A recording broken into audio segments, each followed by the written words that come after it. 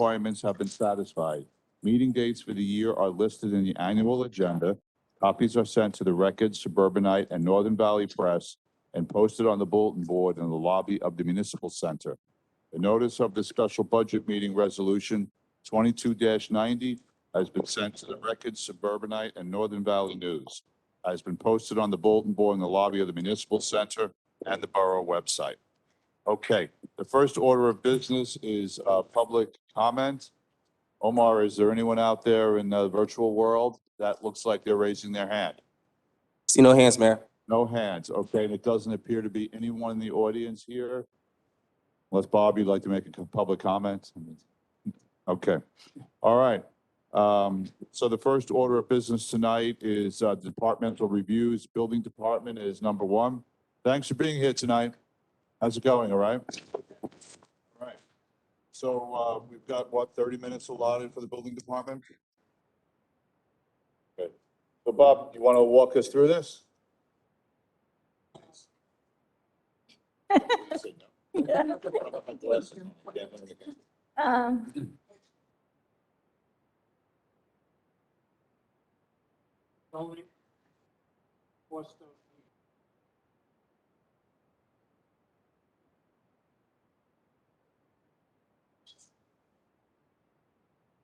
Can I ask about employees and what's vacant, what needs to be filled, what's working, what's not working for your office?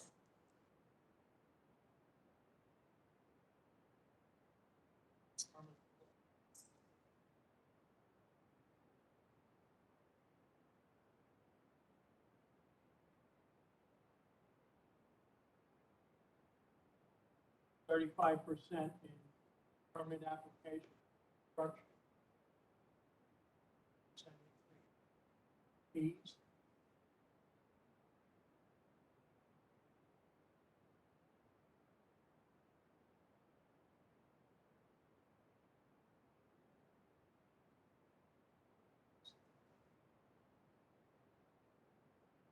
Can I just?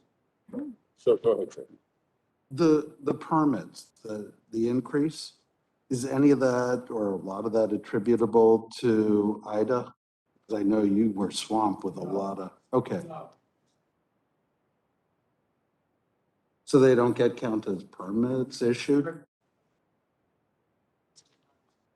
Okay. I just want to know if that affected your number of permits. affects quantity.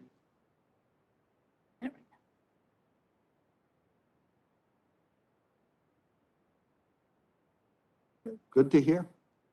Thank you. So, Vinu, go ahead, then I have a question. Yeah, so there was an increase from last year in permits and in the zoning applications. Do you foresee that continuing, the expectations for this year and next year? You know, I mean, how long do you see that going on? I couldn't answer how long. First 3 months of this year, keeping on the same schedule. I'm just wondering if at any time it seems like it'll slow down, and if it does stay at that pace, you know, are you prepared with the staffing, with the necessary things? I mean, is it one of those things where they can work at the same pace regardless of how many, or is there a break point at some point? At this point, I feel the staffing is sufficient. I want to follow up with that. I want to talk about code enforcement officials. Are you finding that they can get to all of the residents' needs on time and in a timely manner? Yes, they have. Yes. Almost the same day. Many times I hear from a resident that there'll be an issue and, you know, this is when Borough Hall is closed in the evening hours on the weekends. Who mans the code enforcement during those times and how do you check during those times?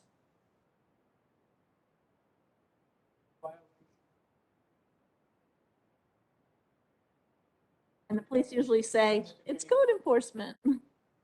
they'll refer it to us, give us a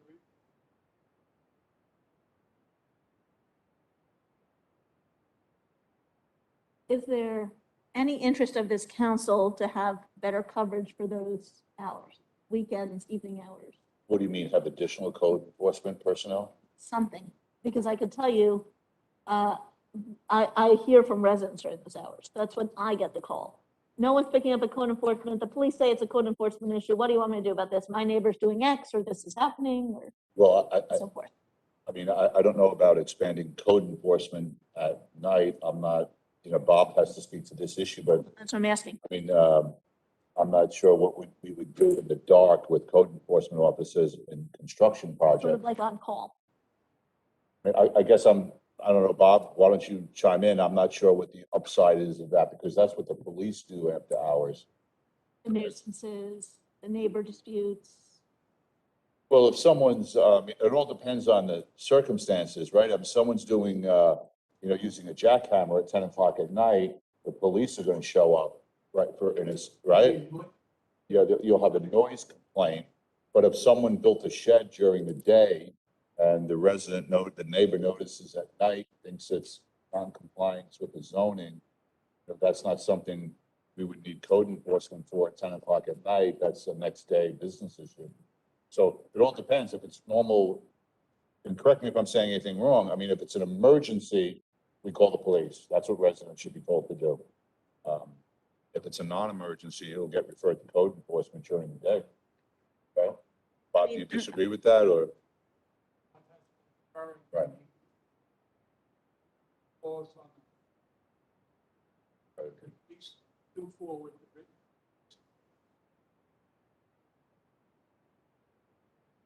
And your office follows up. Follow. Okay, I'm asking because obviously the past year and a half has raised numerous phone calls to my own phone with issues, some of which are code enforcement that we've discussed. So now is a staffing conversation, so I'm asking a question. Sure. And I know you've gotten calls, Mayor. Right, so I mean, in emergencies, it's what did the police say? Let's call 911. And if we have, because of the zoning, like the example I gave about someone builds a shed too close to a property line, that's a common thing, or tree issues and stuff like that. I forward those emails to, as a general rule, to Jimmy and Bob, and then they address it based on the details of a particular situation. But they haven't really been, I wouldn't define the communications I get on zoning issues like that to be emergencies, in the sense that it can't be resolved the next morning by the professionals. I'm thinking a lot less about building the shed, a lot more about water runoff, noise violations, landscaping in the evening, late at night, past the hours. Yeah, look, if the council wants to have a code inspector to extend the hours at night for that sort of stuff, okay. But what I'm saying is that's where the police step in. If there's a party at 11 o'clock, I'll give you an example. I was told there was a party last weekend, and there was a noise complaint, which is typically what happens about 10 or 11 o'clock at night. The police show up for that. You've got, 75 people there. I'm not sure that's something you want anything other than police officers showing up for, because of the crowd, and they have backup, and it's a whole different scenario for enforcing that. I think a party is a unique situation, but I'm talking more neighbor to neighbor nuisance. But again, that's fine. Look, I'm bringing it up because it's something that I think our council has dealt with throughout this pandemic at very high rates. Jeff, go ahead. Yeah, look, the bigger problems I see in the calls I get are more on the weekends and the evenings. Yeah. I get it. And my first question is always, did you call the police? I've called the police a number of I've times, done that as well. and it gets a good response very quickly. I mean, I've never known the police not to respond fairly quickly in those situations. That's what they're there. And if Mr. Burns is saying that they give him a report, so Monday morning he can follow up, that's great.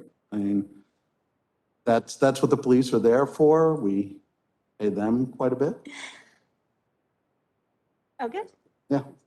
And I've also called on behalf of residents at times. they're reluctant to call the police. I said, no problem, I'll call. Yeah, sometimes I hear from residents, I don't want to call the police on my neighbor, but they're doing X, Y, and Z. You know? Right, so I get those calls, and what I do is, I'll text or call the chief, and then he'll address it by whatever way he thinks is appropriate. Okay. I mean, Bob, do you see any need to change? I mean,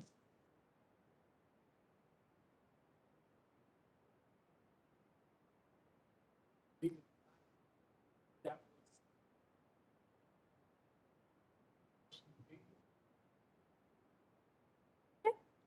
And I'm going to ask the same staffing question on inspections, on our inspectors. Any need to up that, given the, increase in permits and zoning? So far, we've been keeping up with.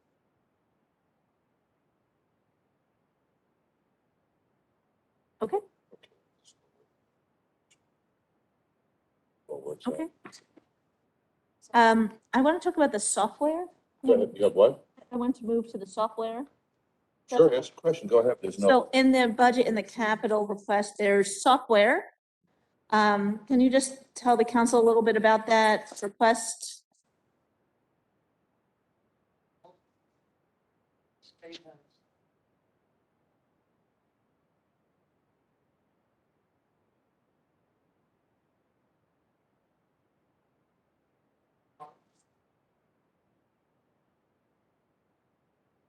see schedule via internet. Phone with, so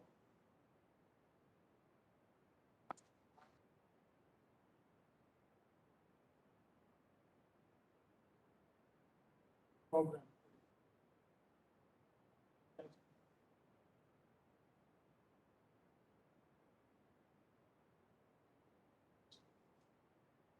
Does it have to be the county software, or can we implement an online scheduler through our new platform?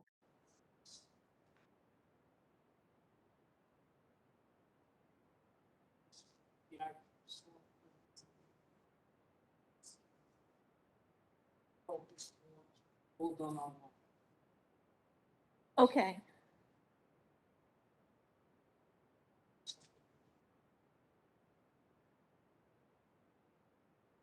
Submit plans. mhm.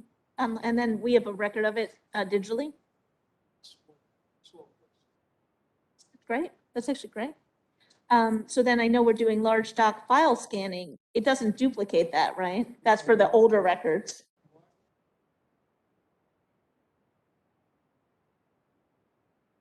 Okay,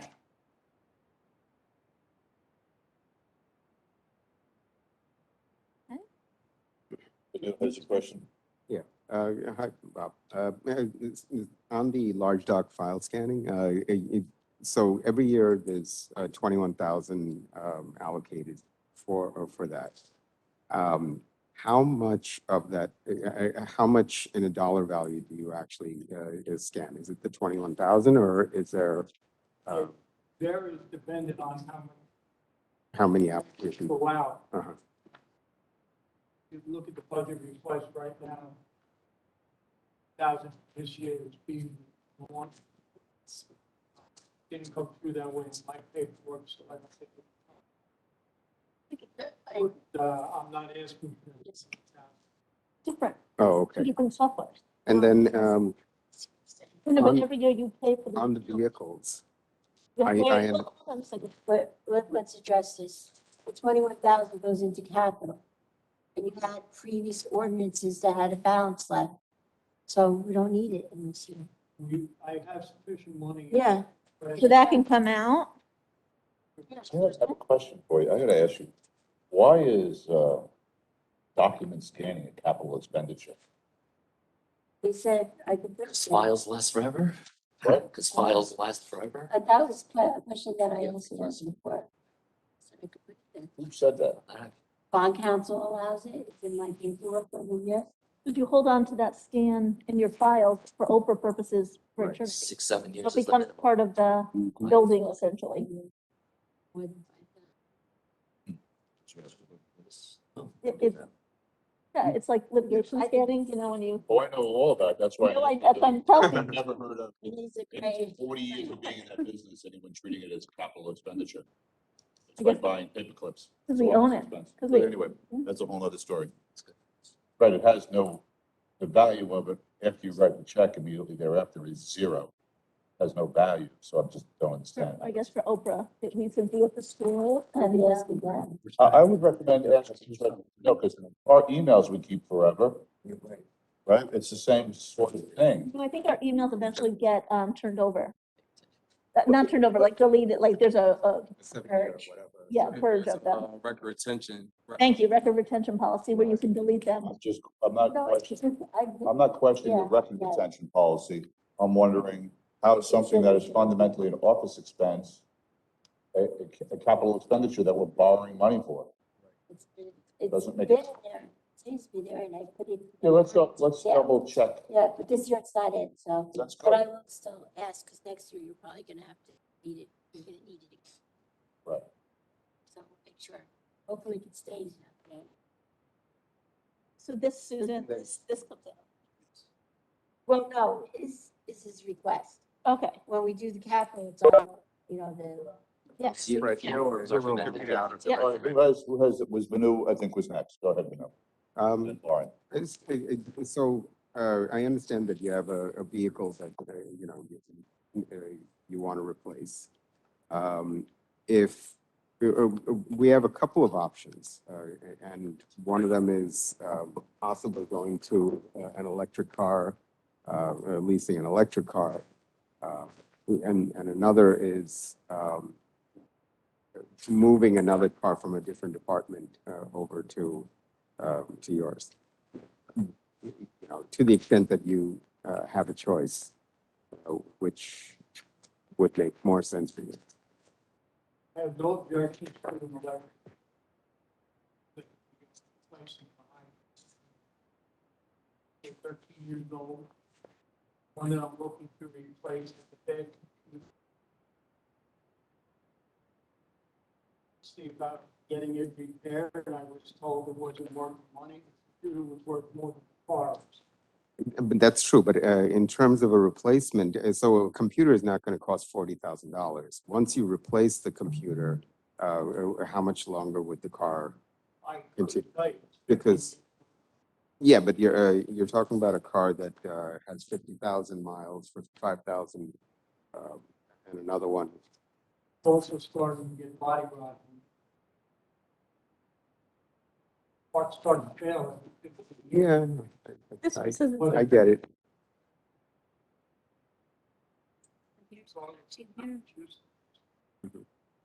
So in terms of, you know, moving another vehicle from a different department, The only department that would be available would be car, you know, where most of those cars they traded in, they've got. Mhm. Lauren, I'm sorry, Vanu, were you done? Lauren? These cars would new. Department. We've got Adam, going to a new car now, it might not be in 2 years.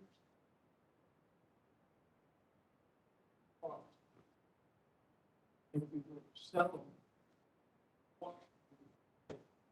Each amount. Thank you. I'm gonna actually ask Dan this question. The lease on the EV cars in the state or the county, any news? No, nothing on leases. Just buy, just outright I buy. just emailed Susan a new state law that just got passed last November that allows passenger EV vehicles to be put in capital. Whereas passenger cars can't be capital, right. as long as it's an Is EV, that the as law any changed? shape of Any That was EV. EV, out there for a while, that was out there for a long time. but you have to outright purchase. Now I guess because of the. Yes, capital. So outright purchase is $40,000 For an for an EV car. EV, a new EV car. Oh, yeah, hybrid, EV, hydrogen, alternate fuel. Do we have any information financially as we sit here, Jimmy or Susan, on a lease? Let's talk about that for a second. So just from personal experience, I've come to question the value of 15 years because the cost of the maintenance becomes more expensive than sometimes the new car when you lease it. So, I'd be interested in understanding. I mean, I'm just using it as an example. I'm not suggesting you do it. If we leased a new Tesla, the lowest grade model to use, it's fully electric, lease cost would be about $500 or $600 a month. That's what it would cost to borrow. I do want to explore for every car asked throughout the rest of this budget, obviously as a lease. I think that it makes sense with the very fast changing technology. I agree with you, Mayor, that it should be a short-term leases that we're looking into here, less maintenance, better technology, better, climate control, whatever it is for the environment as the technology improves. So I would like to actually put this vehicle in the side of our budget right now, figure out what the lease price would be and put that in instead, unless you feel strongly otherwise that there's a need for. I mean, that's a question for Susan. Do Right. the leases have to be capitalized in terms of our budget? So I think the last time I checked, I think they would be put in the operating budget, and then I did check some leasing. I went to the county. Right. And we don't need to go to the county because we are AAA rated. So they would charge a fee. So we don't have to do that. We can lease our own vehicles. I checked with another borough and I believe it was in operating, and then after the third year, you can buy it out. I'm not sure if we would be turning it in. So I have to check that, and I don't believe it's in capital unless something changed with the law. So I'd have to check So that. let's investigate. I mean, Yeah. it's not, if we're looking at just one car, this is not, There's a couple, Well, there's a few cars in there. there's a few right, requests. right, but I'm just saying, if we have the conversation about one particular car, Fine. and it's not gonna be hard to figure out what the lease cost is and all the financial. Say, $40,000 cars, 500 a month, that's 60 a month.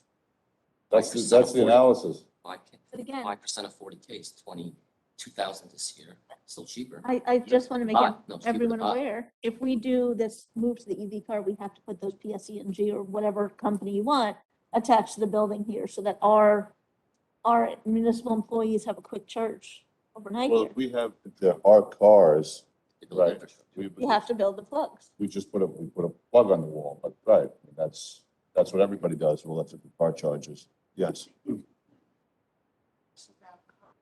Be remiss to not mention a particular point in time. We all know how the supply chain and the chips and all that, that the cars have never been more expensive. I'm not talking just EV, I'm just talking cars, and I keep about how terrible leases are and used car market is so, everything's so inflated at this moment. That's right. I just, when we start having this broader discussion, if there's something that maybe can wait, would it be beneficial to wait or, like, I feel like the world would be very different car-wise 1 year from today.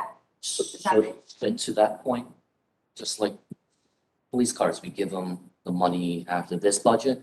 He doesn't order till September, November, December. So it's kind of like, and then we don't even get it till the following year. Right. It's just, Because like, I would never buy a car right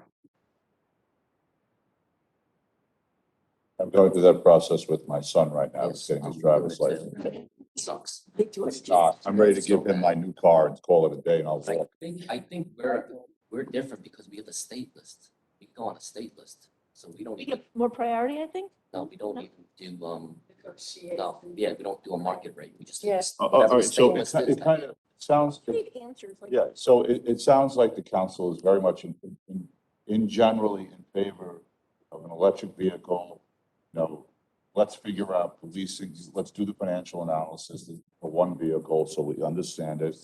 And to Julie's point, doesn't mean we're running out and buying it tomorrow. We can wait till December when maybe the situation is different, right? Because we don't want to buy a car that we're paying more for now than we would if we waited patiently for 6 months. Unless Bob thinks his car, the wheels are all coming off next month. But I hope not, too. Tomorrow. That, I just also want to I also just want to reiterate, I believe, Bob, you asked for this car last year. We said no. Is that correct? It's been, this car definitely has been deferred. I remember. Anyone have any other questions for Bob? And that's everything in the capital, right? There's nothing else that. Okay, anything else that you need to raise here? Supplies good. Morale, how's morale? All right, going once? All right, Bob, unless you want to add anything to the situation, you're free to go. Thank you Thanks, so Bob. much for Thank you, everything. Bob. Thank you for being here tonight.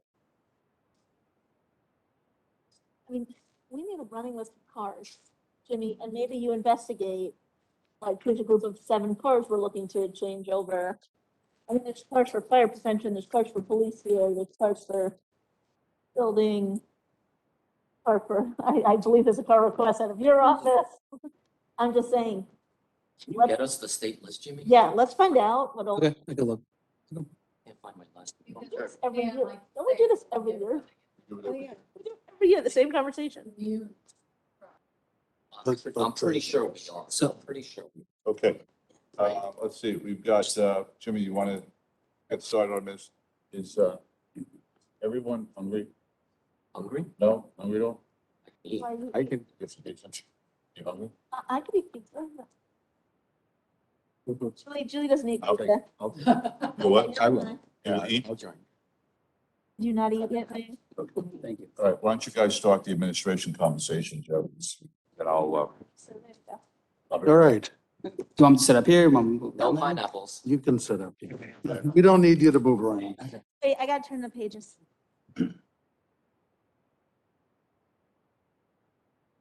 Take us through it, Mr. Thompson, Sure. Let's go.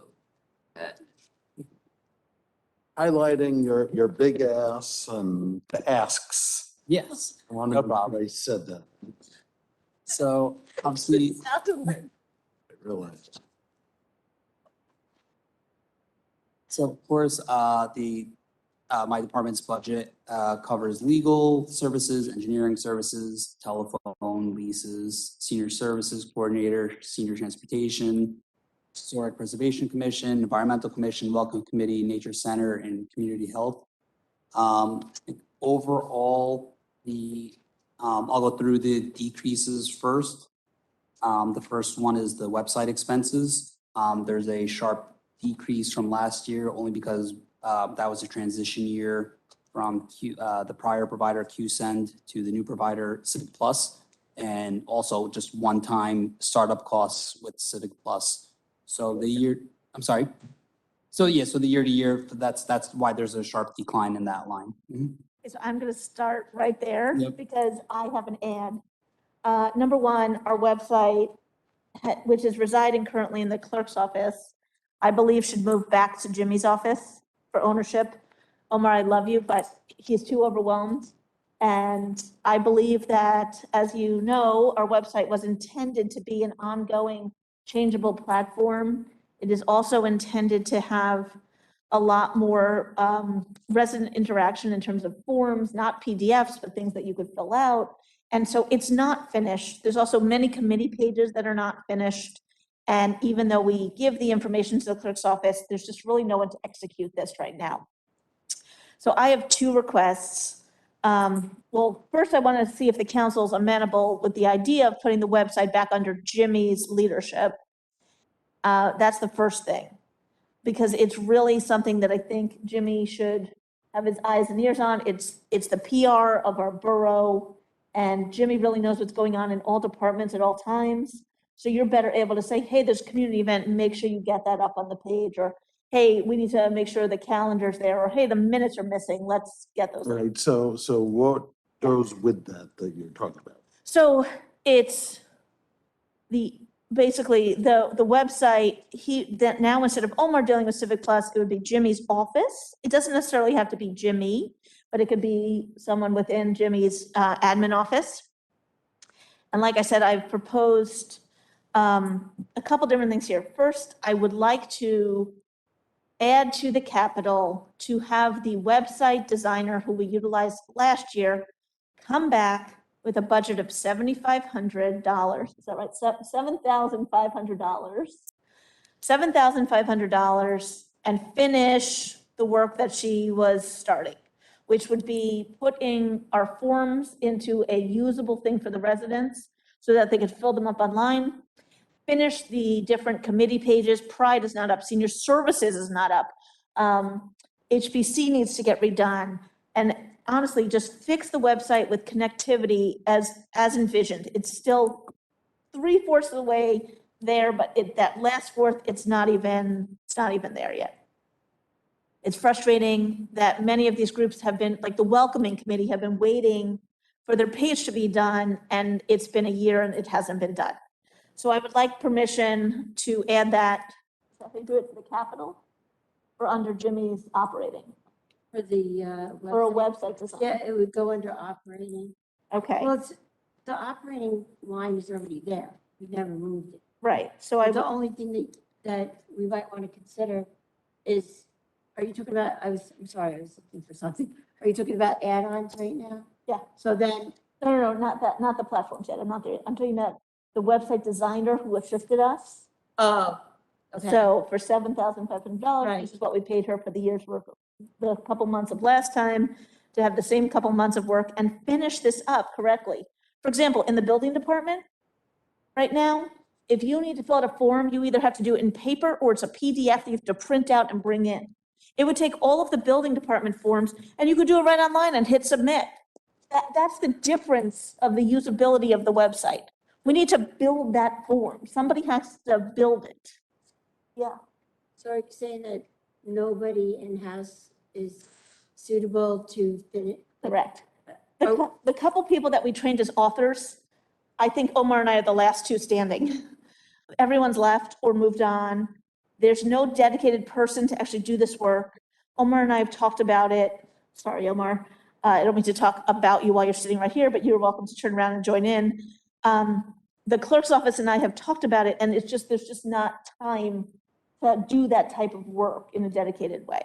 So why is, okay. Okay, so why don't we have, sounds like a big job. Are we asking for somebody to be a dedicated web person? So that's the next thing. So I would like to suggest under Jimmy's office, putting an IT intern. It's sort of like a PR IT intern. We were talking about doing a high school student, like a high school student who's knowledgeable, who can come in maybe once a week and say, hey, the Easter Bunny's showing up, put a picture of the Easter Bunny on the front page. This is happening in softball, put that on the rec page. If I, Well, I'd like the intern to be a high school student. I think that's a good community service thing. I think that once it's built and we teach them, I don't foresee it being so difficult. Go ahead. if I could chime in, I haven't heard, I know we've discussed and brought up a lot of these pages. I don't think as many are incomplete and, to that, No, what they did is they moved the old information over to the yeah. page, but it's not intended to be that way. Mhm. When we envisioned it with buttons that are interactive, with forms that are submittable. If we're looking for that type of level of service, I don't believe that would be provided with in hours, in part-time hours that a once a week intern would be able to No. provide. That would be like a Karen Lewis, our web designer from last time, who actually built the So do we want connectivity. in-house or? So I am looking to rehire that particular website designer who's already familiar with our platform. The same person. I think we should, if the council wants to consider hiring someone, I think we should focus on how much money we want to spend on it and who gets hired is a separate. That's a So, whole so separate- I did $7,500 and we could do the same thing, same process we did last time, which was the same amount we allocated last time. To finish the pages, build the platforms, build the submittable forms. And then I think, Sorry, 2 votes. and then we'll get the 2 quotes and we'll do the process. So I'm 67.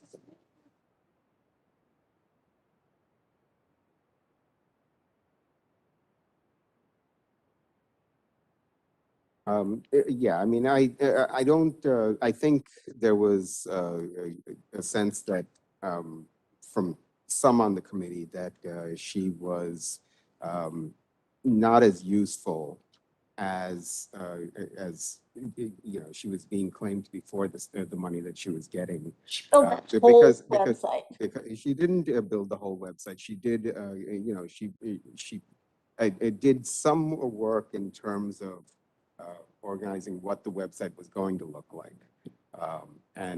You know, there was a lot that was left to be desired about her, you know, what, and maybe that's why, you know, maybe she needed the extra time to be able to complete it, but she did work pro forma, meaning, you know, pro bono. And, you know, with all of that pro bono time and the additional time that we paid her for, the results of what she did were very minimal. So And she, and I don't know that 7,500, she seemed extremely expensive and extremely time consuming with her, you know, with her stuff. And I agree with you that we need somebody for the website to complete it, I think we also need an IT person in-house. And, you know, there's a larger discussion about the IT person for, you know, for all of our problems. I don't think the Board of Ed is doing what we want them to do.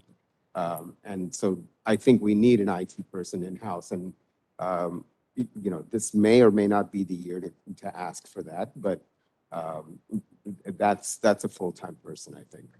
well, I just want to respond. So first of all, I was on the phone with Karen numerous days and I was watching her do all the connectivity between all the pages so that if you go to one page, let's say government, it is now connected in a logical way to 17 other pages. She was doing all the behind the scenes work to make sure that our website made sense as a consumer facing or resident facing website. And when she hit her total of what she was allocated, she made sure to continue the work pro bono so that she would give us a product that was a long ways away from where she started. Karen went above and beyond, and I just want to make that incredibly clear. I thought she was beyond competent, and I don't think was outrageously expensive. I think she came in pretty reasonable. Okay, so I just want to just refocus for a second. If the council wants to put resources into this, very good question, makes a lot of sense. And let's just separate who does it from the economics of you want to do it. Dan, go ahead. Why isn't the vendor doing this again? Because the vendor was 3 times the cost. Because this vendor doesn't really do that. They don't manage our content. They wanted you, Content man. if they wanted you to hire them, Dan, for an entire separate contract above and beyond what we're already paying them to operate the website. And they came in much higher with a lot less work than when we bid it out to this person. So I'm going to just, Jeff and then Manu, please. Here's my thinking on this.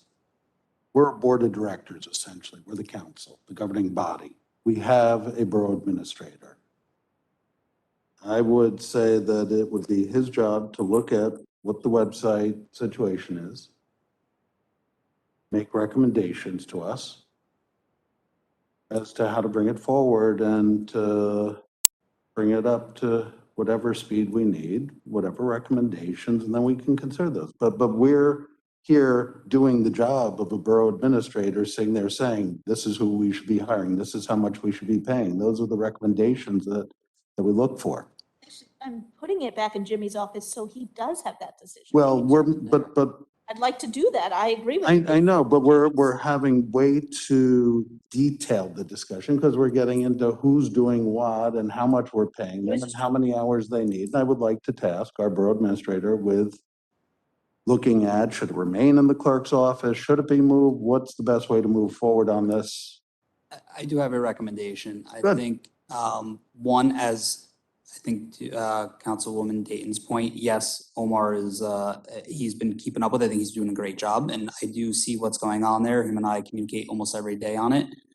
I think a good solution, a good recommendation would be create a stipend for, that would be available to a full-time current employee that would be able to be overseen by Omar and I to be able to manage the content on the website. They would also be the point person to Civic Plus. Civic Plus, if you have questions in general as the customer, hey, how do you create this type of fillable form? They'll show you how to do it. So it's not like they will not show us or provide us that service on how to use the back end of their page.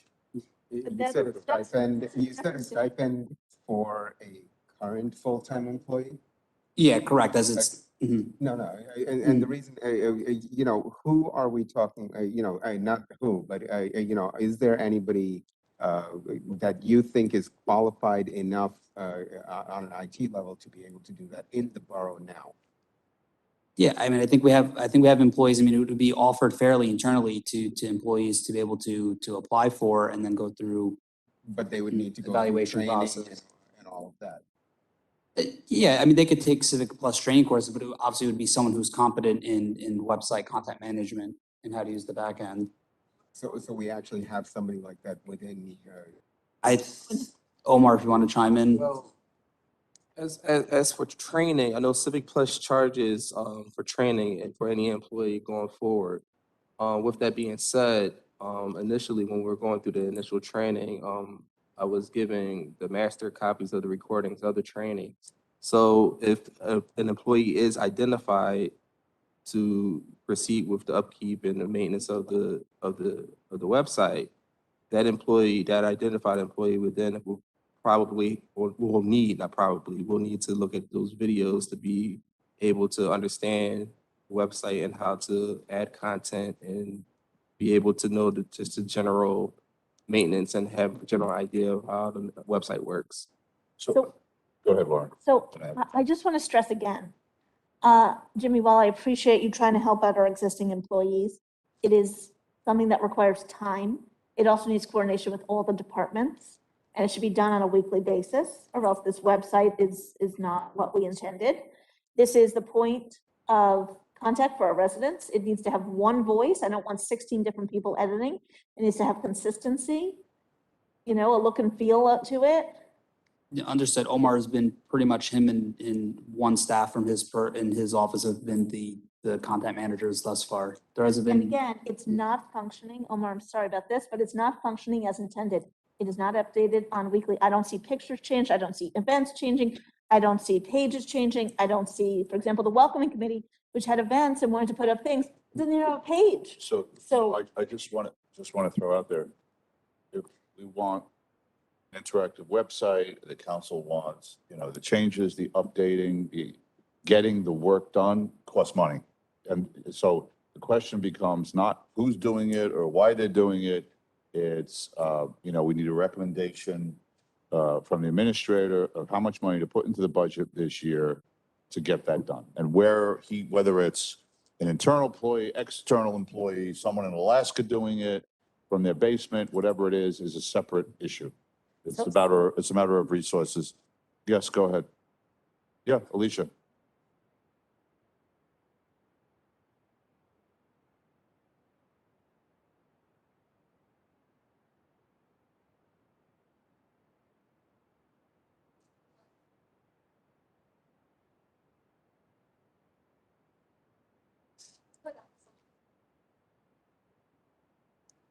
I think every high school kid. Yeah. I'm with you. Yeah, that's why I said, but a local, you know, kid might be a good option.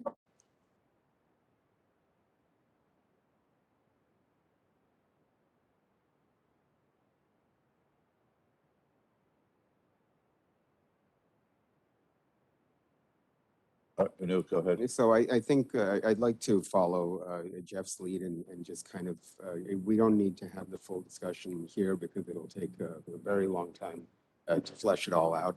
I agree with Jeff, you know, let the borough administrator take it away and come back. We have a little more time before the budget period is over. Let him look into it and come back to us with recommendations. So come back with a financial recommendation for what it was for 2022. I'm not done. And a general framework of what. Just a consideration. Try. Your point is, Next. if it's the type of interactive things or the daily review of this website, then that costs far more than the stipend.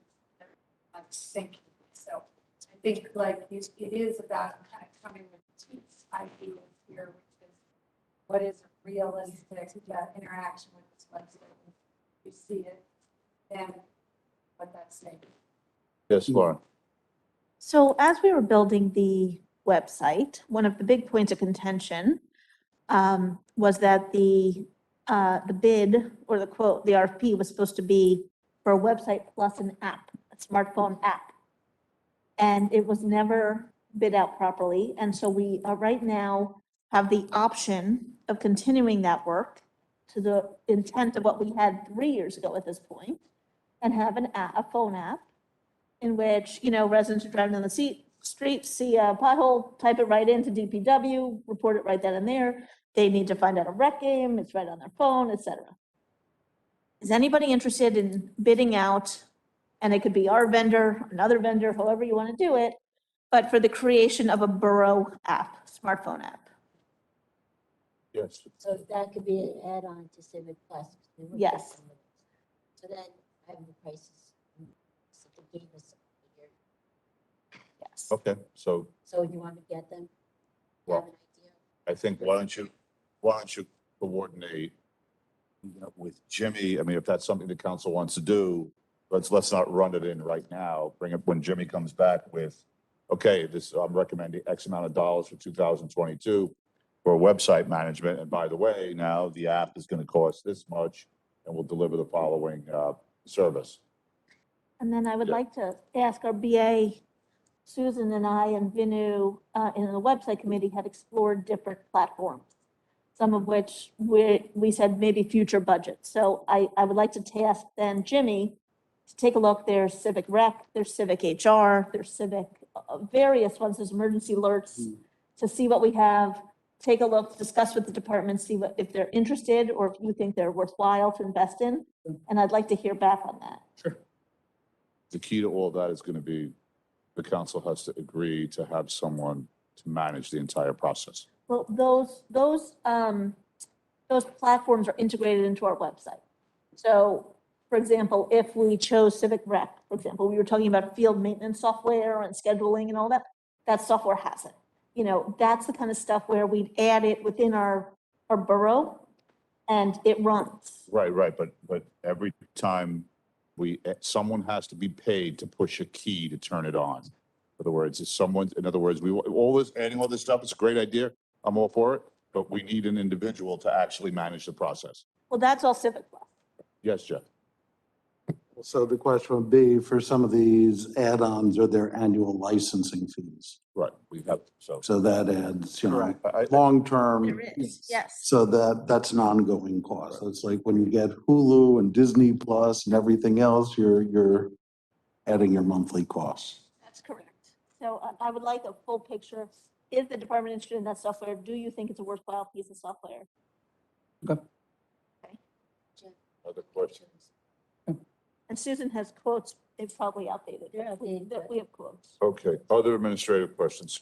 yes. Well, yeah, if I can still go through, so the other decrease was with communication materials and senior services coordinator line. That's just a minor decrease, just looking at prior years use. We felt it was appropriate to scale back a little bit in there. That's at the senior center or is that, No, Parween. so I actually want to talk about that one, but can we get to Parween's page and talk about that? Okay, Or do you want to do that now? if you want to do it now, that's fine. Want to do? Yeah, we can do that now. Okay, so I am the liaison for the senior services, and this is more, not less active, but the less integrated into our senior center seniors. These are more homebound, more dementia, more family care seniors, and people that just, may not participate in the more active programming that we offer at the senior center. We are lucky enough to have Parween here, who's a social worker, a counselor, who does house visits and has been on the phone with families. So let's say someone's parent is here and they're alone. She will call a family in California and they'll all discuss the best course of action for services or needs, whether it's nursing or counseling or hoarding, cleanup, whatever it is. So she's outstanding.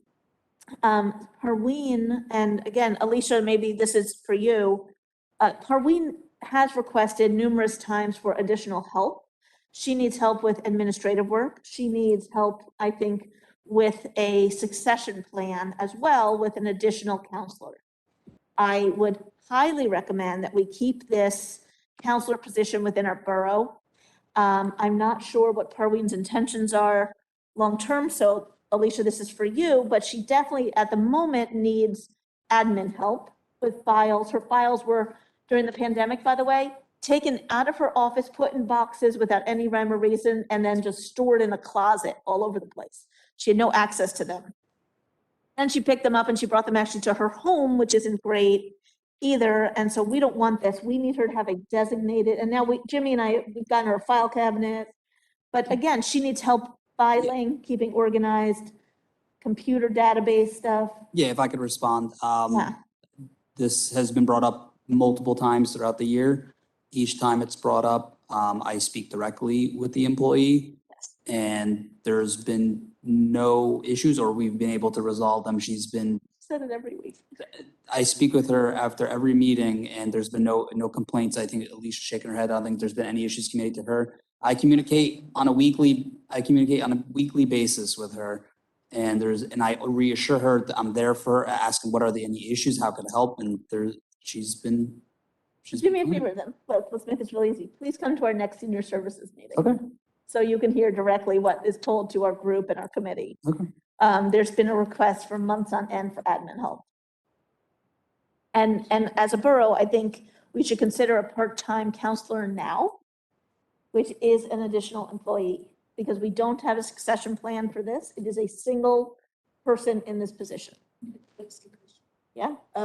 Is we working the set hours?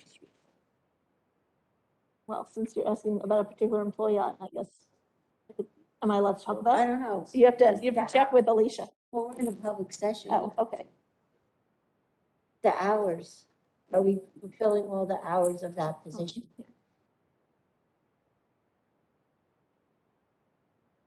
I wanted to know if maybe there's a backlog in any of the duties because the hours have been decreased. Yeah.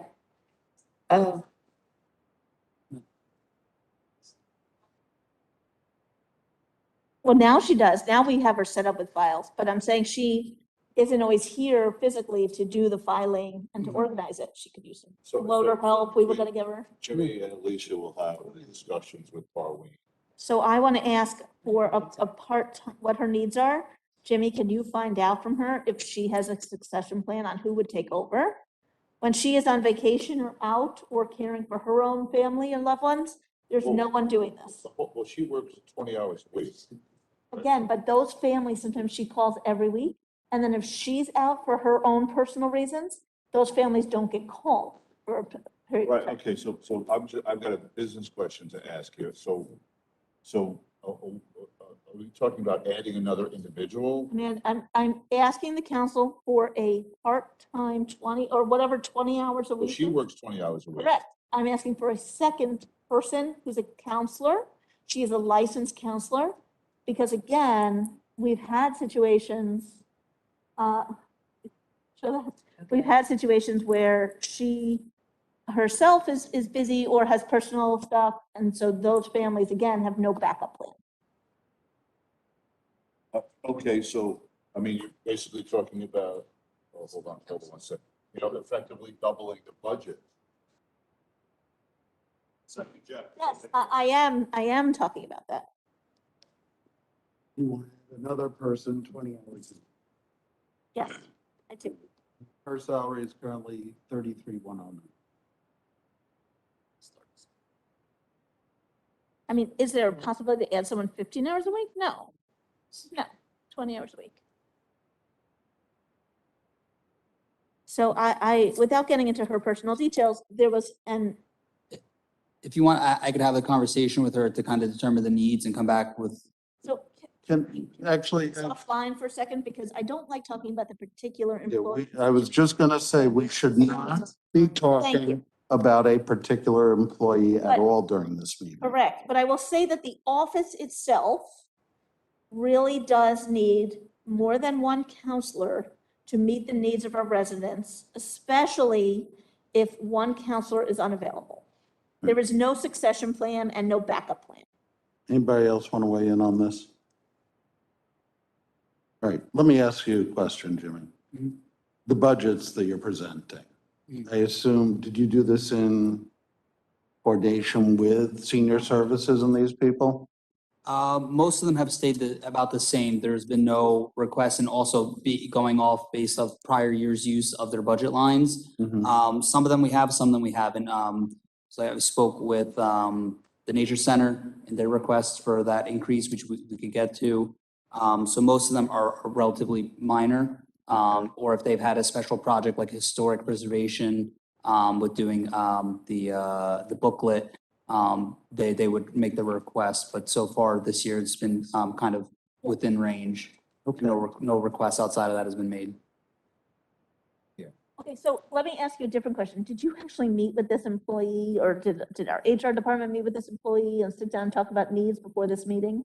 Because I don't understand how we're here. Again, how are we here discussing this department if no one had a meeting with this department? What, It's not nothing part- was mentioned in terms of needs and additions. This to you as the liaison. Yeah, and I've spoke with her and she's declined to mention that she needs anything additional. All right. Well, I mean, if our employees are not To the asking, extent. they're asking during the committee meeting. With all the Right. respect that's been on more than. their job, I mean, it falls under administration. Their job at the budget time is to communicate if there's a need. If Yeah. we're coming to the table here and then determining for them that there's a need that was not communicated, then that's a communication issue that they need to work out for next budget season. They need to do that. So, Mr. It's a separate issue. Yes. President. The issue I'm raising right now, not a separate issue. I might suggest also that, for future budgets and including this one, I mean, if it hasn't been brought up, then, adding it in at this point is not, in my mind, necessary. For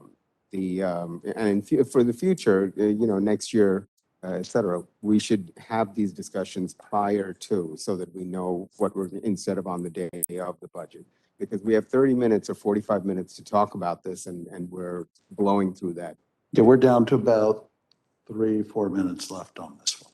Again, So, I mean, but a lot of these should be discussed, things like the website, they should be discussed earlier. Things. I brought this up earlier. I brought all of this up earlier. I'm not talking about in person. I mean, personally, I'm talking about, at a council meeting. All right. They've been brought up in my committee reports on all this stuff. I brought the website up in my website committee report, and I brought this up in my senior services For and the have good of the continued to. order, or to be considered. All right. Do we have other things we want to go through in the admin? Yes, I want to go to the salary page, Jimmy. Yes. I'm sorry, but I don't understand where this additional money is coming from.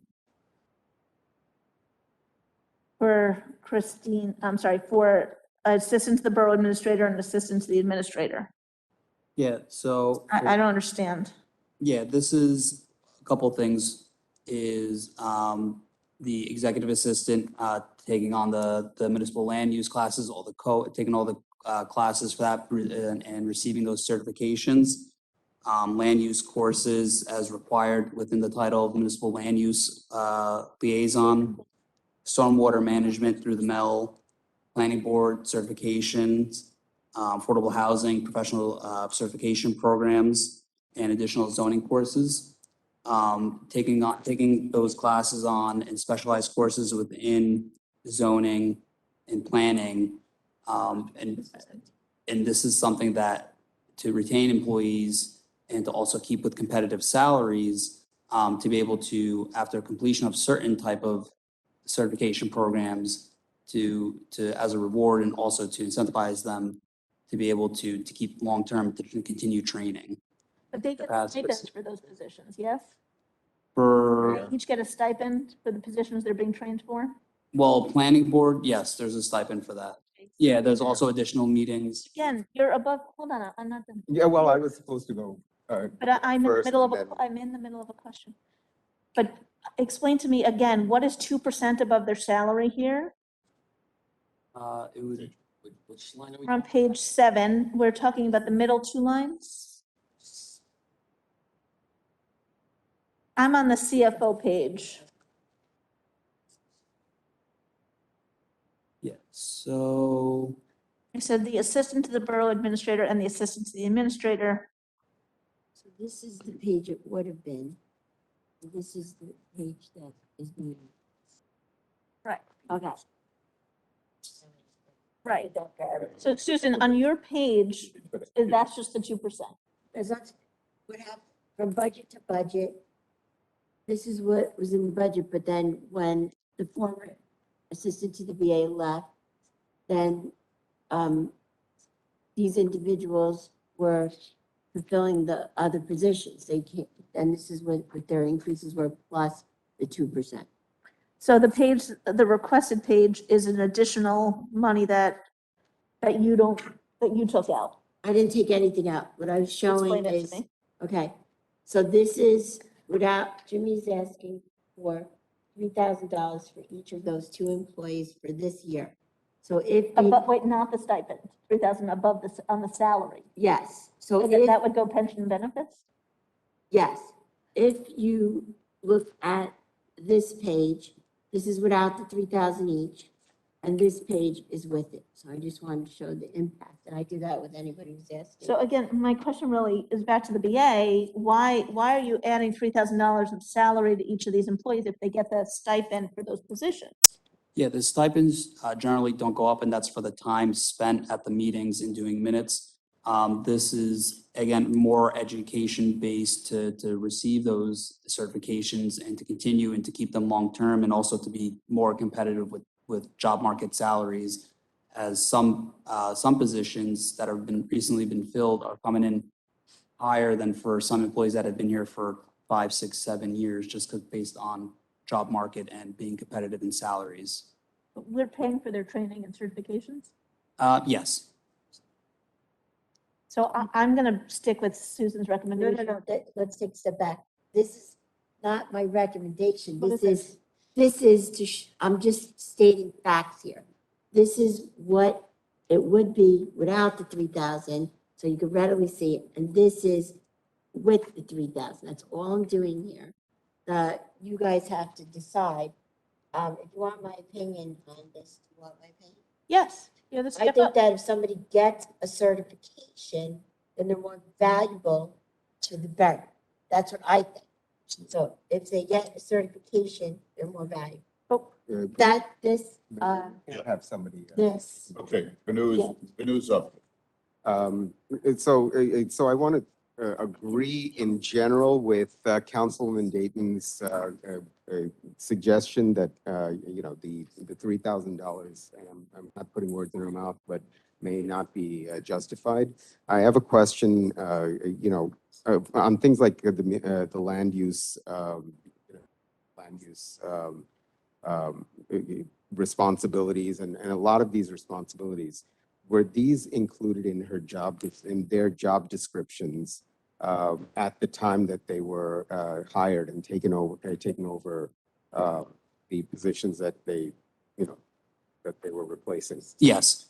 And so, there's nothing that, because they've taken the training, that they need to then say they're taking on a new responsibility or anything like that. I would agree with that, correct. Okay, so as far as I'm concerned, they got an increase in their salary last year to bump them up to the positions they were taking. And I don't see the justification for additional increases this year for something that they already knew that they were doing, including the fact that, I mean, they needed the training. Yes, okay, that's fine. They were paid for, we paid for the training so that they could do the job that we hired them to do. And I think that kind of, should be the end of that matter. That's anyway, my point. I mean, the only other thing I could think of, Jimmy, if you feel like they're going above and beyond and that now they have a certification that goes towards something they're stipended for, is to raise the stipend. I would prefer to raise a stipend versus raise a salary because that goes to pension and benefits. Yeah, I mean, I'm just trying to work with you here. No, yeah, no, I hear appreciate that you want to yeah. recognize these efforts and absolutely appreciate that these employees have gone and gotten that training because that's what we want to encourage, how we want to encourage it. We want to pay for that and cover it, and that they are a more valuable asset, of course. And so I don't mean to No, devalue understood. any of that. No, understood. My point is, before I add it to a salary line, I want to discuss it. I want to understand where it came from, and then I want to discuss options. So throwing it back to you. Yeah, I mean, again, part of this, to be perfectly honest, is being competitive in salaries because we are hiring for new employees for similar like positions at a higher salary than some of these employees that have been working here in the borough for 5, 7 years, 8 years. Yeah, but I have to tell you, so our salaries and the pension and benefits are some of the biggest part of our budget that I don't Right. see other places. Mhm. And other places really do have much more control over the, the number of employees they employ and the amount in the budget for salaries and wages, pension and benefits. So that's one area where I think, and even though I just asked for a part-time employee, I think we need to keep an eye on, what's working, what's not working here. And really, between you and HR, that's where I'm hoping that goes. What is the current stipend level for them, both of, so by the way, the assistant to the borough administrator, what is she stipended for? Supplies and also deputy registrar. And how much is her stipends I believe those are 2,500 each. each? Is the council at all interested in raising those? And which one did she get more certifications for? Well, those Neither. Don't require certifications and she's obtaining one, but is not required for those. But I don't understand, because you said you gave her the $3,000 because she got additional certifications. That was for one employee. The other was just more of increase in volume. So you arbitrarily added the 3,000 I'm just gonna throw out there, salary? we've got to be careful that if, the stipends are for particular, regardless of what department an employee is in, the stipends have been established for a particular purpose, right? In Correct. other words, that there's a particular task that's being done and getting paid for. Right. If all of a sudden we start making it gray and foggy, that in addition to this particular thing, we're throwing more money on it, because instead of compensation where perhaps it should be in salaries, we just got to figure out we're making sure we're paying the right money to the right area. Right, but I don't want to arbitrarily add to a salary to become more competitive with a position that's already filled and that, is above a 2% raise we've already given. So I also want to be very clear that this needs to be a tight budget on that kind of stuff. Go ahead, Susan. So I worked in a borough before where in order to retain certain people who obtain certifications that are performing in a job, like when I became a CFO and I wasn't in that title, there was something in their manual where if you had a certification, you would be given a certain amount. I don't know if it's in the year that you obtained the certification. I don't remember, but I could probably look it up. In salary? Find out. Well, No, you would just get something that you were certified, but not in the title. Like I got $1,000 for being a certified CFO. so you got paid to get the certification. No, I got the certification, but because I was the treasurer, but not the CFO. I wasn't in the title. I got, I think it was $1,000. Like a bonus. Yeah, because I had this license, but I'm not in the role. But I thought we But can't. it makes you more valuable to the borough. What do you mean, like, we don't pay, municipal governments don't pay bonuses? Well, you could write it into a manual that people who had licenses that weren't in the title Can, would get. technically. So you get a bonus this year, but not next year? Correct. I don't know if it was only in the Year year you you got got it, certified. or if it was in, I don't know if it was in the year you obtained it. I'd have to look back. Let me stop you right there, because the reason why we typically don't do that is because we pay for the certification programming. We actually spend the borough's money to get the employees trained, so that way it's not out of pocket for them. And that's their valuable skill that they can take on for now to whatever job they want to take. We've paid for them to earn that skill. They paid for me to earn that scale. All right, But what I'm saying is you could do different. right, so if the council wants to develop some sort of incentive system or bonus system, this isn't the forum Yeah, right. to create it.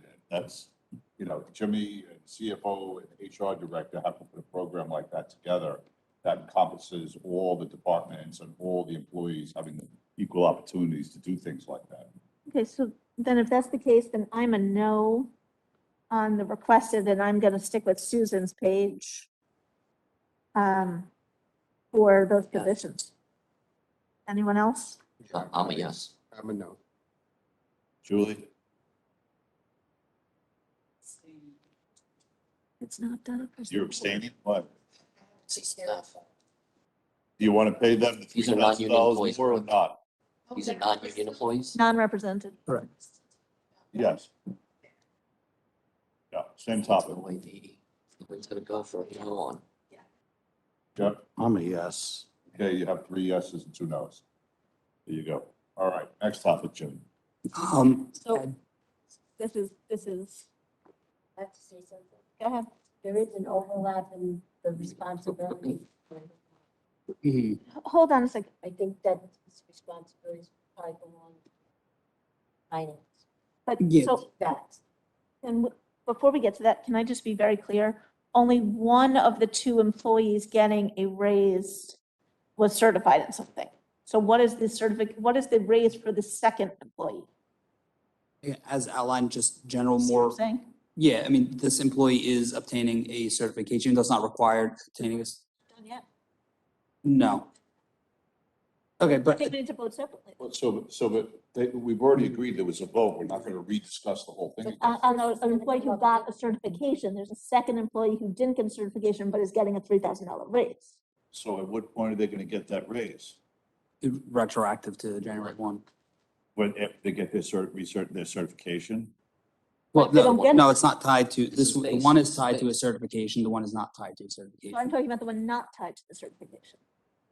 Okay, Again, the BA Yeah, I mean, needs to have a justification to raise a salary $3,000. yeah, I mean, I outlined just more of the leaning on the department and with some of these things and understood with, The 2% raise.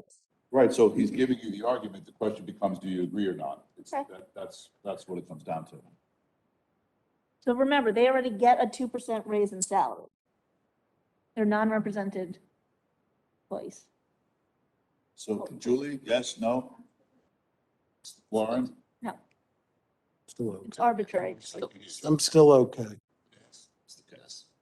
Okay. education and training, increase as, for myself as, outlined to, the desire by the council to have me enroll in planning and zoning classes. So there's a increase in that per, Wait, are we moving on? Because I'm not done with my questions for those employees.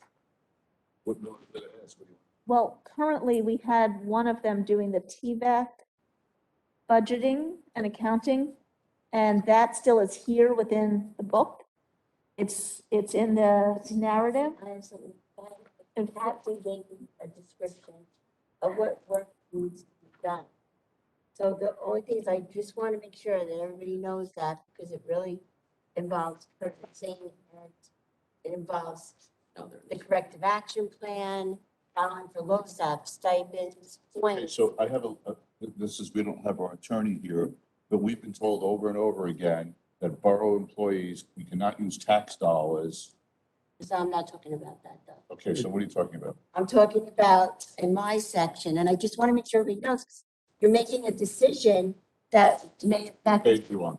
it's on page, Page 4 of four. Susan's finance. I just section. want to make sure before, we make a sound decision on who's going to get this work, because I think If it's you going put to that end up employee a raise, in my department, not the every other other stuff. employee is going to ask for a raise. The, Okay, time out for a second. Where are we? Which tab? it's in finance, it's, the description's responsible state by the captain of TVAC. It's But this is for the 2 employees we were just discussing? this, no, but are you gonna give money here and money here? That's what No. it says. Okay, so Double the- we need to, let's back up for a second. What tasks are we talking about? We're talking about, right, I mean, there's other tasks. I just want to make sure. Yeah. We're talking about, wait, hold on, we're talking about the assistant to the borough administrator. Right. Okay. the Same one person we're just talking about. Right. So you have that says the duties placing orders for TVAC and the youth center. So I'm just saying that there's other things that I think that person is doing that could be added, except the TVAC, and you know, I have to say this, the TVAC will end up in my department because the description is to calculate TVAC members' stipend points using the point system. So Susan's employees are gonna do the work, but we have it written down in the annual. So that's my question here, is I've been led to believe by our attorney that we cannot spend tax dollars managing the paperwork of TVAC. So Jim, That's in TVAC because the person was a member of TVAC. You still need the administrative functions done. So Mayor, if I could. Go ahead. we're not legally allowed to, but we're purchase orders, right? we have to take out the purchase orders. Who's gonna do them? Okay, If so. I could, Okay, then Go ahead, If Jimmy, this is Jimmy, not- please. if I could add in just a couple points. One, this is just, some of these are examples, and this has been, some of these duties have been taken over since whatever change in the respective departments as an example. And those are continuing to be done in the department.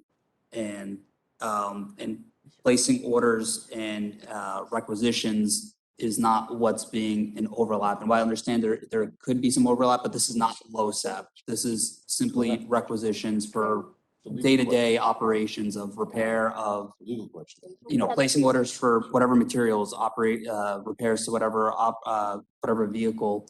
And this, again, was just more illustrated for some of the stuff that's the leaning on and resources, you know, being used in, leaned on within the department. Are these responsibilities part of the raise that we just gave? This is just illustrative of with some of the vacancies and some of these holes that we're trying to fill, where the administrator's department takes on miscellaneous ancillary things that don't really necessarily fall into other departments. So I'm just outlining that some of these, that the TVAC, those orders, specifically talking about TVAC and youth center, placing orders for day-to-day operations. We can't do that anymore for TVAC. Well, until we get it's- confirmation legally. So. Then we're not gonna be able to submit repairs for their vehicles. Yeah, okay, so so that question, you have to have a conversation with Wendy about Yeah. it, right? Because we're not gonna have a legal conversation about that issue, and there's no point in Is there talking money about. associated with this? There's money here and money there. So there's So no. there's money in two different places. in Different our budget. tasks. For this. Right, so that question has to be put to Wendy to get clarification on it. Then we can come back to having the conversation. Okay, so let's make sure I understand this budget. So for the first individual, we increase the amount. They all agree.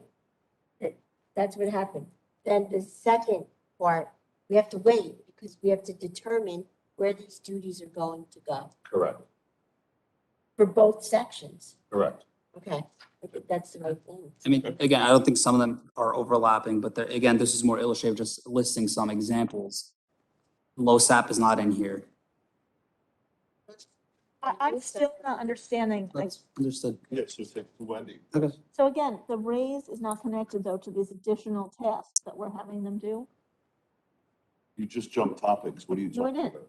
Jimmy said part of the reason why he wants a raise is because these two positions are doing more work such as, and he listed. Yeah, and there's also other stuff, business licenses that were once in the building department, increase in specialized events and projects, borough-sponsored events, engineering projects.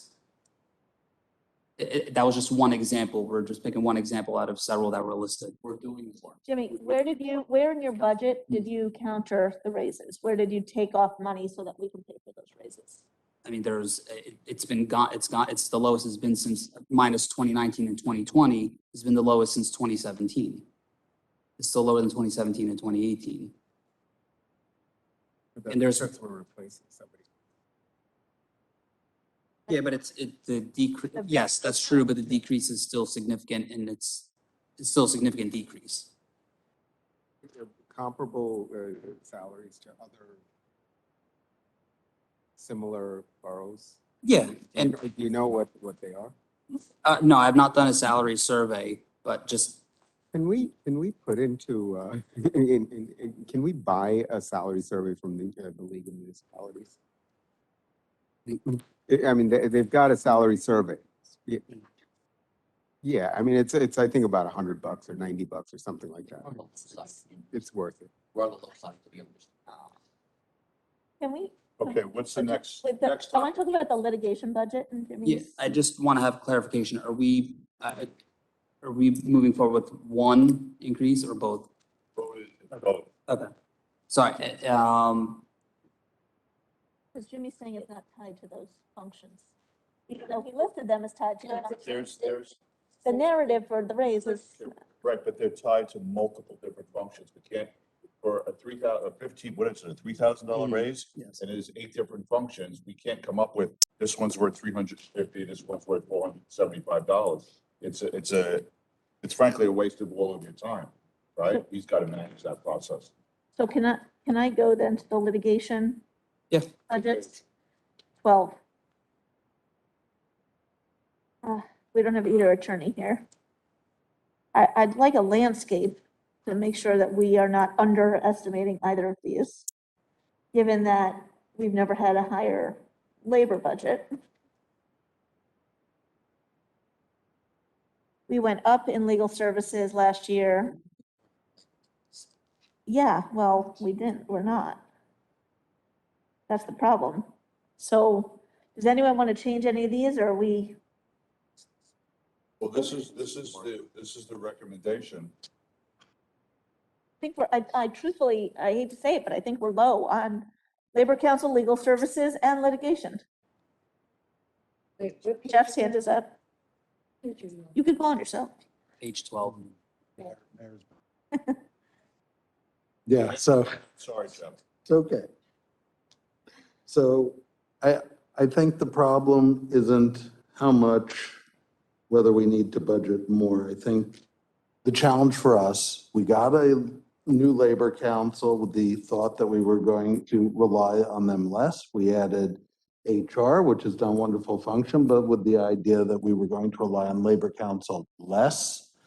Our task as a borough, and this gets to all of our department heads, is to not call these people every time you have a question. And that has become the mantra, and that has to stop. We cannot live with these numbers because this is a budget killer.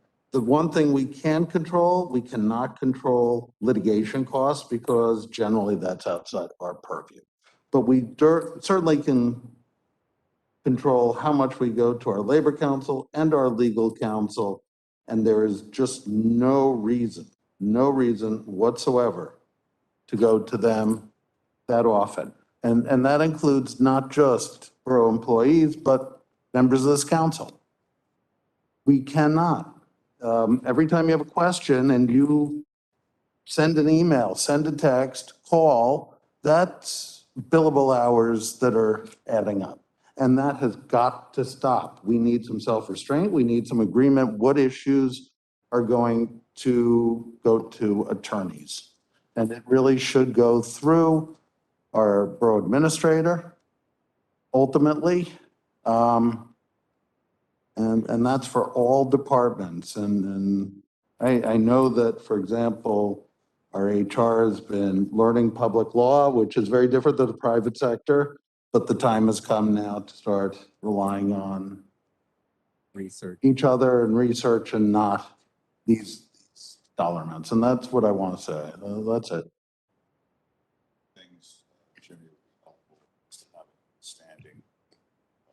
Jeff's 100% right. I agree with you. One of the things would be to have an understanding. What do municipalities our size, we spend on these? We had in all fairness, we had almost 2 decades of artificially low legal expenses in terms of the borough attorney. And now we're faced with bigger numbers, and it'd be interesting to know, is Cresskill or Montclair, are they spending only $25,000 a year? And we're way out of whack, or are they spending $300,000 a year and we got a bargain? But Vanu, go ahead. Yeah, I might suggest that if, we're spending this much, we could almost hire an in-house labor attorney. It seems like there's, she's managing certain processes that I think we could be doing in-house. Getting involved, writing opinions and things like that that are not necessarily being requested. I mean, I go through the bill and the kinds of things that she's, the labor attorney is being involved in. I don't know why, looking back at a previous labor attorney, he never had to do those things. So I understand that there's a learning curve, but that learning curve has to come at the expense of, personal research. And I'm not saying that the HR function is the only one that utilizes the labor attorney, but definitely it's a big factor in this. And I think we should judge our borough administrator on how he manages the legal costs as well.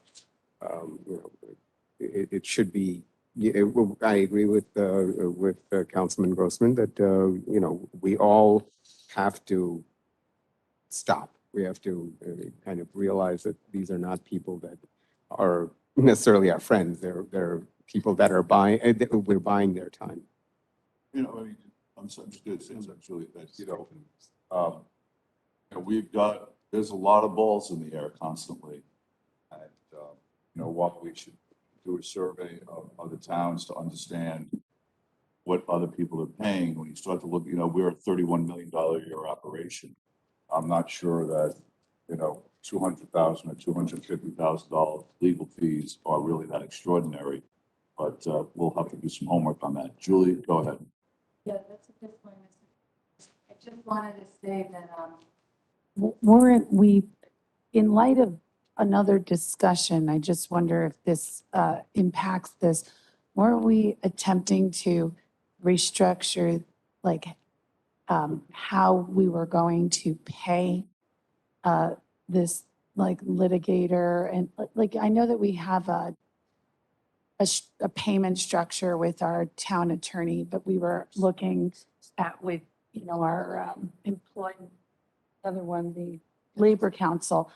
I remember us discussing this in another environment, talking about the better bang for our buck with that. Do you remember that? And if so, I know we were trying to say, like, for the certain amount of hours would be included in what we paid. Does that impact how we can budget this? Do you remember that discussion? Well, for both sets of attorneys, there were questions about making sure the building was at 0.1, which has been done, okay, as opposed to 0.3 or 0.2. So we get billed on smaller increments. In other words, if you have a 6-minute conversation, you're not paying 15 minutes, you're not paying 12 minutes, you're paying for 6 minutes. And our borough attorney, Wendy, is on a retainer plus hourly, and the retainer includes certain things like coming to council meetings, X numbers of hours per month of dealing with issues, okay? And then once she gets past that retainage, then it becomes an hourly rate, that sort of thing. So she was saying to us that structure in a similar manner, labor council. because we only, and Jimmy, correct me if I'm wrong, we only use the labor attorney when we have something very specific to do, whether it's employee related or union contract related. So she's not on the same sort of, she doesn't get a retainer at all, does she? Correct, yeah, as the mayor just outlined, it's no retainer, just as many service hours as she works. I was just wondering if there are suggestions that If I could add in just specifically to the labor, understood all the comments that have been made tonight and also previously that we are implementing these changes. And I think specifically within the labor services, that some of these bigger ticket items and the adjustment of staff, I think you will be able to see that in the billings. The next bill next week for prior month services. So I think we'll continue to see that less leniency on the labor attorney for general day-to-day items. I have to say also for the labor attorney, there has been several matters for the past 6 months that have been cleaned up. And I think in the first, January bill was significant. The February bill was significantly less than January. And so we are hoping that if there aren't these unique circumstances, we expect the labor bills to go down. So that's what I'm asking, just wondering if these are in place, if in fact this amount maybe is fine, can be lowered, I don't know. Just like project. For this year, because you already spent like 27. Yeah. Yeah, go ahead.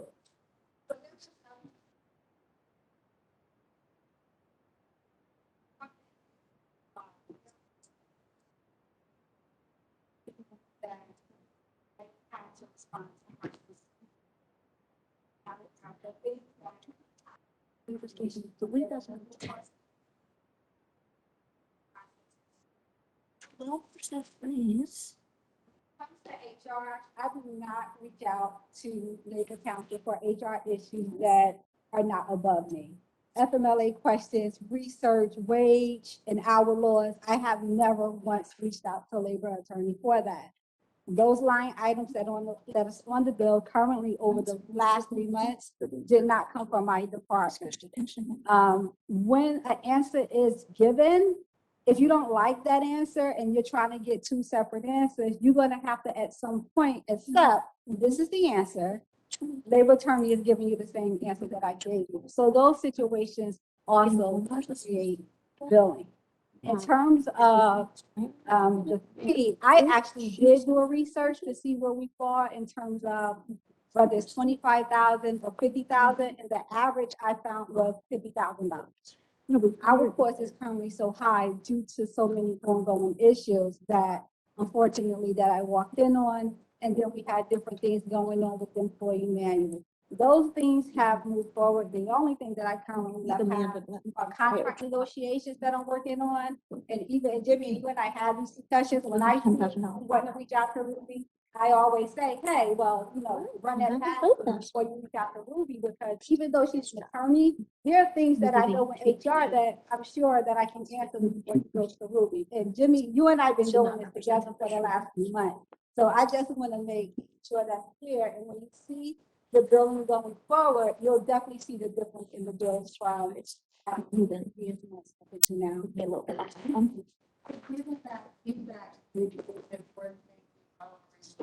Yes.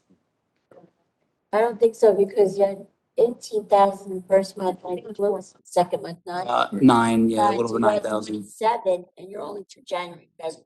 And we've, So I think you're gonna overexpend this budget if you make it look.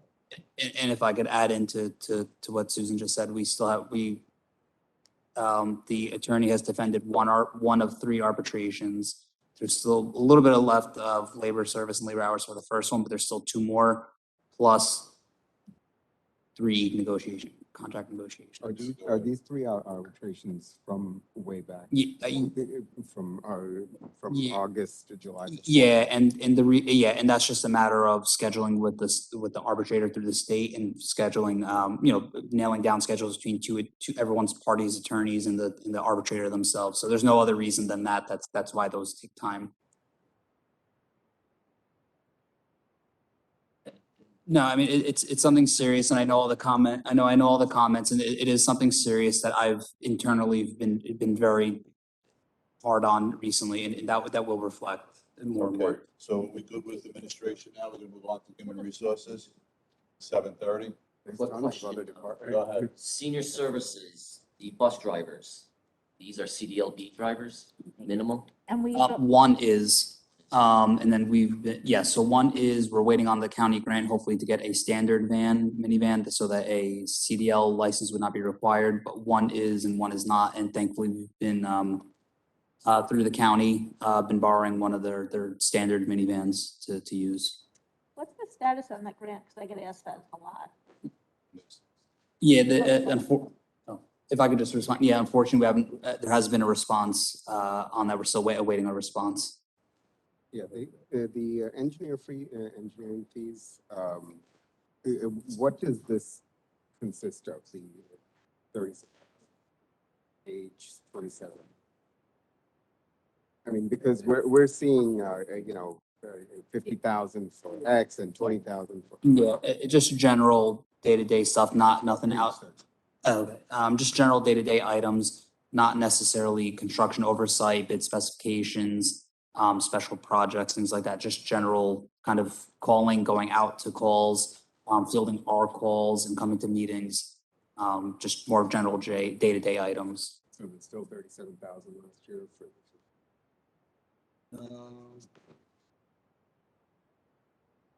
And this budget's gonna go down significantly if we get that county grant. We almost eliminate, a lot of this, the person internal right now for senior services will drive the van. We applied for a smaller van, like the senior services bus requires a salaried employee with a CDL license. Did you just say the? Okay, this is the new Hubbard engineering question. No, I'm done. You're done, okay. Did you say someone in the laws gonna try? What did you just say? Yeah, they want to. On the van, not the bus. This senior services social worker wants to try. No. Someone at the senior services center. An employee of ours. Correct. Outside of their regular job duties is Oh, gonna drive do the you- van around. That's what he said. That's what he would like to ask. I'm gonna be more specific. Someone with a full-time position would like to drive the van around now rather than do their full-time job. No. The person in charge of the bus transportation. Who coordinates, Scheduling. what? The scheduling? Yes, Oh, the schedule. Okay. you understand that? Not either of our two main. Yeah. Without naming names on employees. Wants to, who currently helps out with the Yes. bus. What are we talking about? No, We're just trying- it's all- just it's ask all- her. We're hoping that this drops lower, is that was the main point. Okay, so any other questions for administration before we move on to human resources? I just want to say Nature Center's gonna come another day. Yeah, even though they're included here, yes, I believe they're on Thursday. And I'll let them present for their increase in their ask, but it is for camera They equipment. stayed the same, but Oh, okay, Okay, Alicia, come on up. and thank you. so we gave him 40 last year. Is Nature Center 40 or 35? 35. We have 35 for 5 for the Avery and open space. Wait, which one? Can we take a 2-second break? You want to take a 2-minute break? Is that okay with you? Okay, good idea. 2-minute break. Before 7:30? What? I know you want to. I'm gonna go have the bus. All right, 2-minute break, everyone. Oh, sure.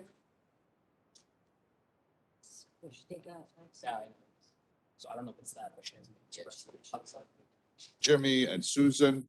So just walk us through your, your narrative on page 2 a little bit. And you don't have to read from the page, just tell us your story. Okay, and then, we'll go through it. I like 8 months since I've been here. I implemented our pricing guide. So some quick wins was implementing a new hire onboarding process where employees are not just showing up to work and this is what they're doing. They're getting a full formal new hire orientation and the introduction into the borough. And the feedback from that shows the difference in our retention with the new hires. That's great, by the way. I love that. I also implemented streamlining the way we track COVID-19 cases by creating a COVID-19 task force email box, and also partnering with Bergen Risk to track our weekly COVID-19 testing. Recently, I made corrections to 2 salary ordinances, and the reason for those corrections placed in the wrong ordinance, pre-writing right. We also I also filled some key positions in a short amount of time. As you know, the deputy treasurer is retiring as of March 31st. And less than 15 days, I filled that position with the high caliber candidate that Susan is really happy with. I also took on some initiatives by improving morale through HR initiatives such as active communication. An example being the bi-monthly newsletter and just sending out updates to employees in terms of what's going on in the borough and things that are available to them. Within the first 60 days, I was able to ratify the OPIU contract, which is good into 2023. Most recently, over the course of the last 2 months, working very closely with the CFO, I was able to reclassify employees that were coded with wrong classifications and also coded as confidential employees when they were not. Currently in progress is the DPW, driver labor supervisor's contract. And I'm also working on streamlining paid time off into an automation system. Right now, it's tracked on paper where we're just working on an honor system. We're going to get this automated.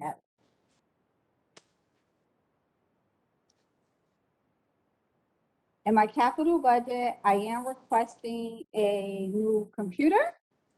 My 2 monitors currently off and on every 30 seconds. Jimmy got to witness that in real time. I've been dealing with that for the last 8 months.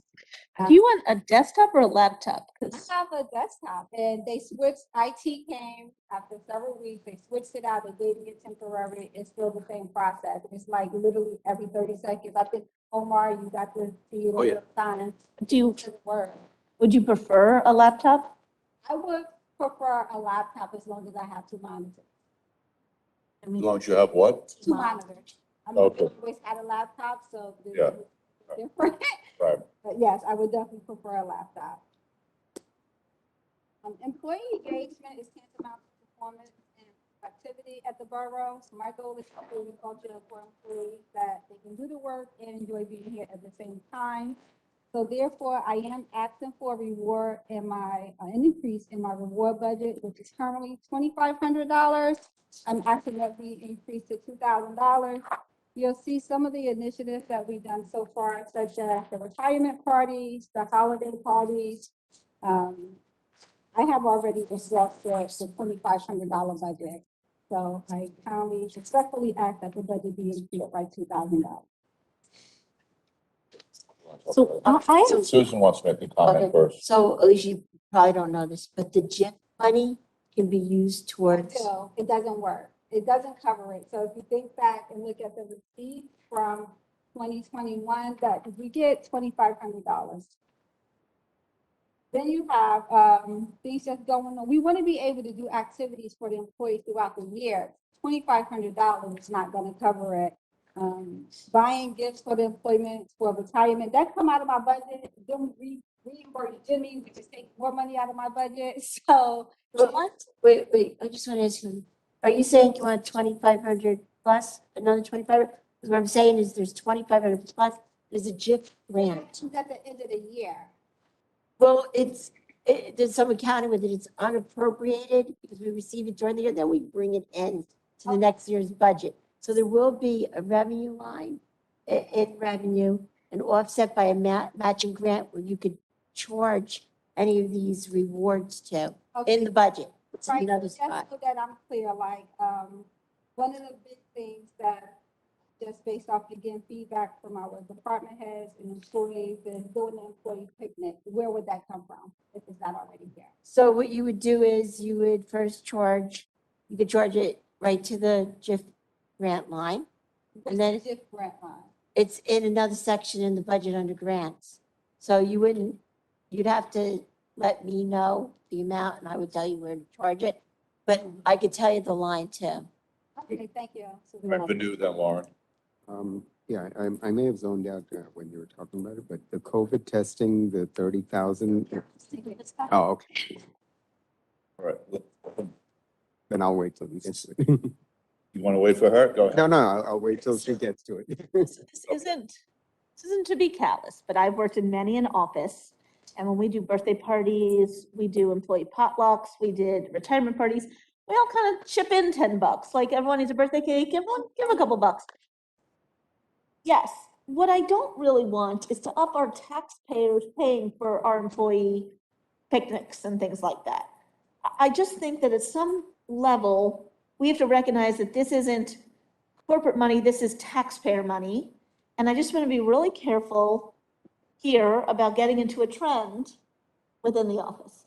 I'm not saying we shouldn't have something, maybe small, but let's just be realistic about some of this, raising the budget here. I mean, $2,500 seems more than capable of at least starting some of these events, and then people really need to contribute, which is what I had to do at various offices. I'm just saying. Go ahead, yeah. Yes. It's your budget, Harry.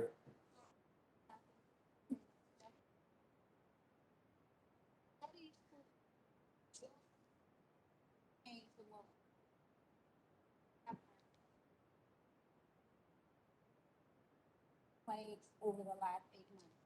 I've been here, I can tell you and show you several emails where that dynamic has changed. That's due to,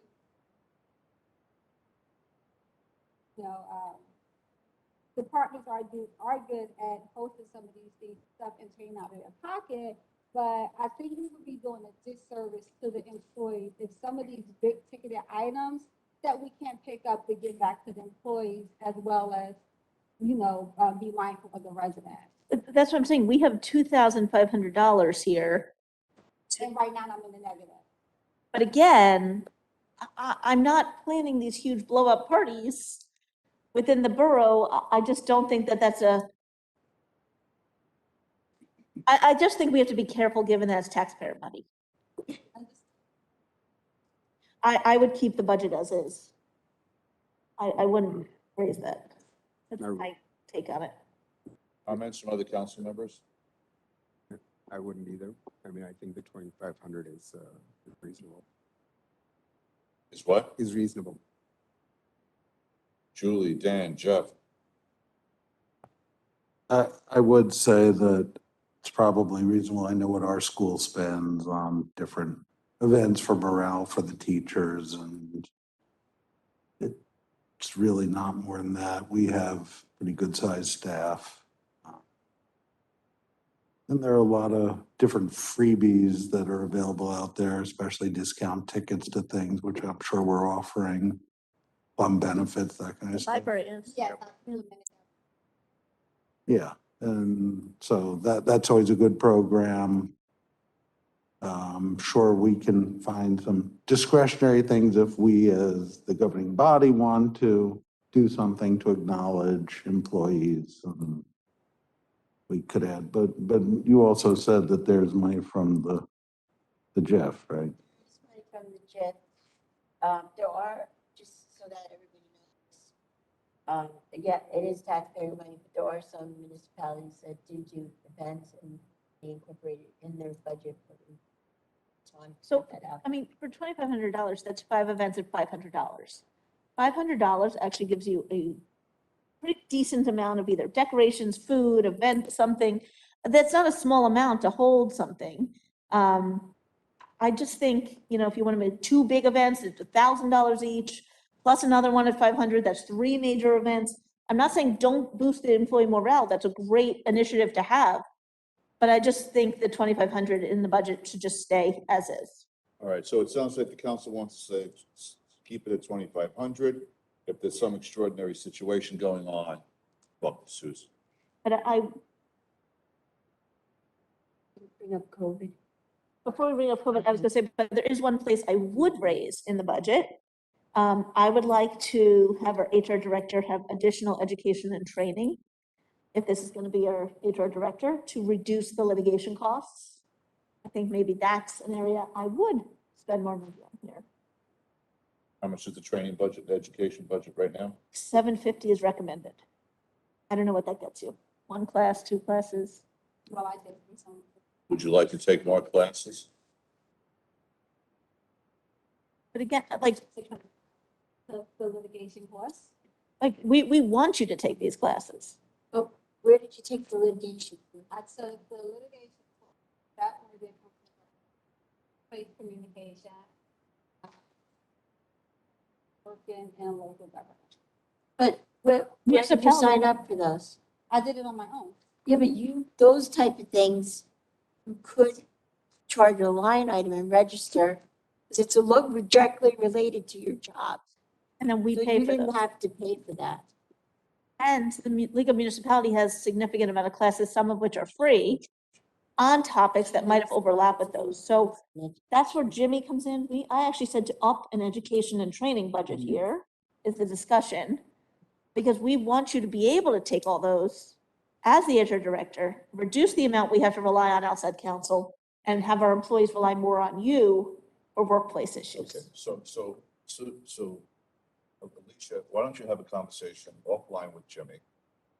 Have it, because we don't want to pick a number out of thin air, but if there's like X number of courses at a specific number of dollars, that, and it's gonna be $1,000 more, so let's come back, and then Susan will inform us of that, okay?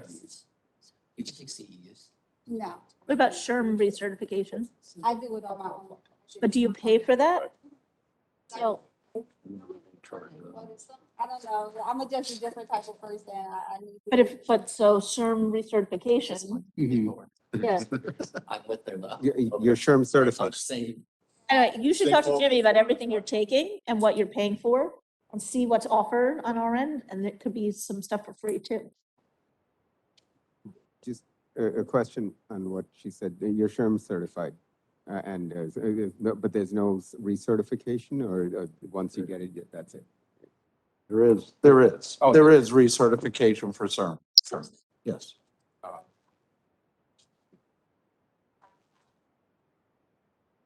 I just want to say, I'm glad you're going to Atlantic City and not to New Orleans for the annual conference. It's in June.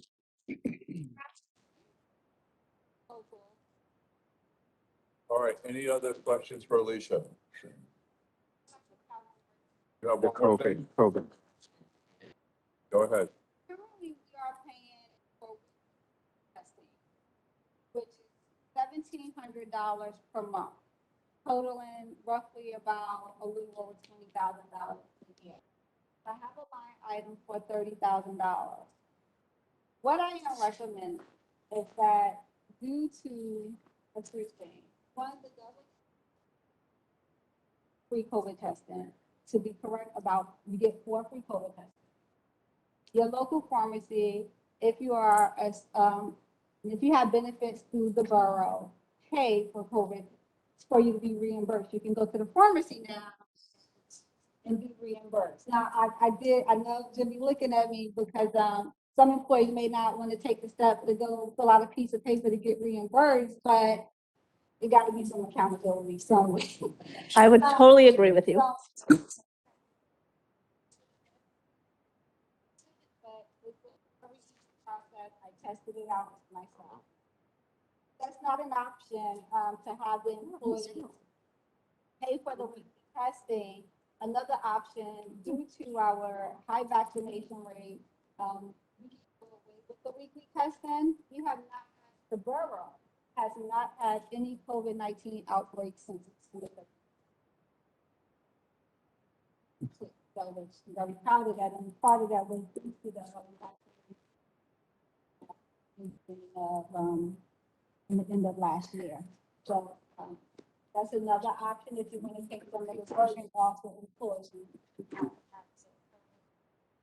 I did, there was no need for me to run this by Labor Council because in November, we asked several times, what would be the liability for the borough if employees have to pay for it, then we never got a definitive answer. So going back asking the same question, we not going to get any different results. So my recommendation is that within the requirement That we pay. that's keeping it, that would be on the that would be one. No longer have the borough be responsible covering the weekly COVID testing, which is $65 per employee. The second option would be if the borough is comfortable with, again, due to the high vaccination rate and no COVID cases, getting rid of the weekly testing. No, not if they're not No, vaccinated. just give me the 2 options. So that was my recommendation. Go ahead, Yeah. Susan. so I have a I'm question. sorry. So, yeah, I think that it was never really mandatory for an employer to do COVID testing because I saw some documentation that the auditor gave me because in certain boroughs, they didn't have to do it. They made the employee go, but what is going on in the county? How do they do it in the county? So the county is, if you don't provide proof of vaccination, you're getting weekly tested. It has to be submitted on Monday or Friday, depending on your work schedule. And who, do they go during work? Privately paid, privately done, can't be done in work hours. Okay. Because it has to be done before you get to work for that work week. Mhm. So it's weekend, whatever. You probably have to do it Saturday for a Monday, to come in on Monday. You have to upload that test to our employee portal. Mhm. Someone in personnel checks it. If you don't come to work, you're suspended. Oh, wow. So it's Suspended, no not pay. borough, Not even it's not suspended, no county. pay, suspended, no pay. Never should have I been. mean, there's three. So I would raise, I would get rid of the weekly testing. You would what? I would get rid of the weekly testing requirement. I would feel, Just keep in mind, we haven't had anyone have problems. Let them discuss it. I would go for option A, meaning that I'd like them to in with results, but Say that again, to come in with results, but not. not have to be the one period. I So she's suggesting A, I'm suggesting B. You Me meaning he wants to lift how many you want employees, to lift it, you want the employees to pay how for it many employees themselves. are getting tested? 23. How often? 23. Remember, these are employees who are choosing not to be vaccinated, coming into a workplace. I'm option B. I, I'm option A, he's option B. I absolutely think that, I walked into Quest this week and I needed a COVID test because I'm traveling, got a COVID test, it was free. Dan? A, option A. A, A. Then you're B, Vanu? Okay, so A carries the day. So I'm making that zero. Zero for you, but the policy wise. It falls on the employee. That's a zero, right? Yeah, They zero. have to pay for it themselves. So why this third? But you want. Okay, Alicia, anything else? So given the new chain of events and $1,000 allocated for weekly testing, I am again gonna ask that we increase by something, if not. I'm still a no. I'm a no. Dan? Hold on, I'm doing some quick math. I mean, it's not a bargaining chip. in It's not an either or. Yeah. You're doing pretty good for your first budget hearing. Yeah. Totally. Jeff, how do you, we'll come back to Dan. We already decided this. You what? We already decided this. It's not we don't borrow from one column. We're actually, this is the pen I use during budget. I mean, it's really, we're way over budget, period. So anything we cut doesn't mean we have to replace it. All right, Alicia. Thank you very much for Thank you being very here. much. Thank you for all your work. Thank you. Thank you. Okay, Michael. You've only got 52 and a half minutes. You're the biggest part of our budget, so get comfy. I don't know why we ended up with him. Yeah, If they would get all their vehicles in, they're the biggest. I'm not sure why we moved it to today anyway, because Because it's so important. we can't figure out the rest of the money literally without figuring out public works early. That's Okay. very, very large. All right, Michael, take it away. How you doing anyway? Fabulous. Long lost. And we start with employee salary and wages. How about if we have him go through? Michael's gonna take us through it. Okay. Whenever you're ready, I'm gonna Mike. go through it, then we can ask away. Okay. It's funny, you started there, that's where I'm gonna start. Aside from capital, salaries and wages.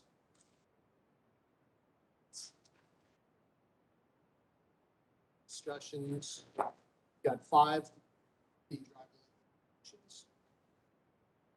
3 of them, which are authorized by council in the bill. Trying to do that. They done the 2 open ones. council decided not to fill those as of last year. So they're still out there, they're still budgeting, money is still there. I would like council to consider using that money and then some more money to budget a position. Supervisor of Public Works. Number two. The history here that position was eliminated, and it's increasingly difficult to run the department the way it should be run. Give the amount of time at the things I should do. So I'm confused. So what are you asking for? A position, a number 2 position is supervisor of public works. Basically, be my assistant. A vice principal, basically. Yep. Oversee daily operations. So And you then were the you would- director. And Go then, ahead, Susan. So the position that Mike is asking for would replace the position that would be eliminated, but this position would be exempt. It would not be subject to overtime like the other Correct. foremen are. So that's why he's asking for it to be the supervisor. But that's not in here, is it? It's No, not because first of all, the contracts are out of contract. It would have to be a number that we would want to pay this person, but the contract would not cover it. Right now, it'd be the highest foreman in the contract would make 95, and most of our foremen are making over that, so we can't even use that number. Mike has a number in mind, but what he's saying, in order to offset this position, and Mike and I had spoke before this tonight, because he came by, he would be willing to give up some of those driver labor positions. He's got 5 open Okay. to get the 2 maybe. So my first comment is this needs to be revised to reflect that, so the council understands. But what we the have to come up with a number, and Mike has a number in mind, and I can revise that. Before we get to the number, I just want to talk about the role a little bit. What? The role. So right now, what do you see being delegated to that position that the other individual department supervisors aren't handling? I'm just trying to find where that position would lie. We have, I'm sorry, the foreman.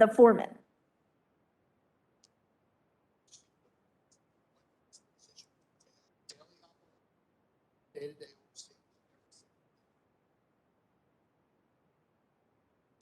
So again, where's the gap between you as the director and the foreman who are running each, essentially, I call them departments, but division?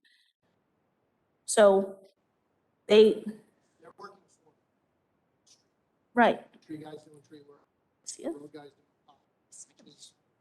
recycling is running recycling, parks is in parks. They're working to respond to every request from residents, request from the administrator, request from council. Quite a bit comes across my desk, and I run.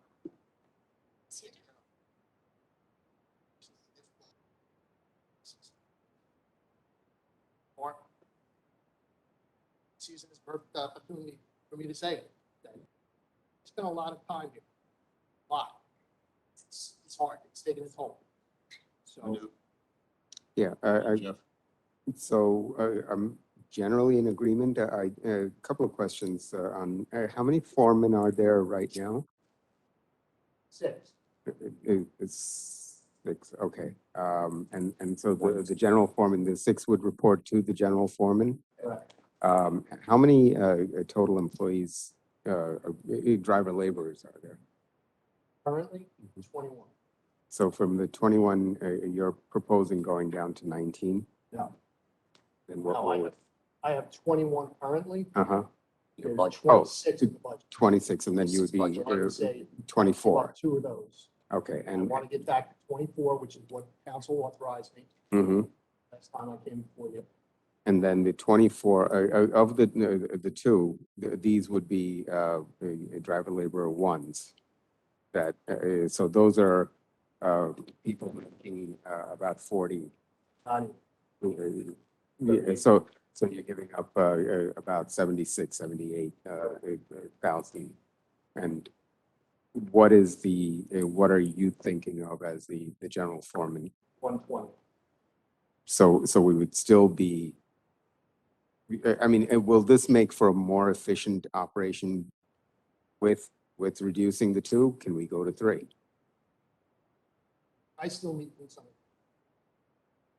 Salary's too high. That at some point or another, to take care of something that's come to their attention, either they've seen it or something notified them. Yeah, I noticed, sorry, I noticed that there was a comment about special counsel requests.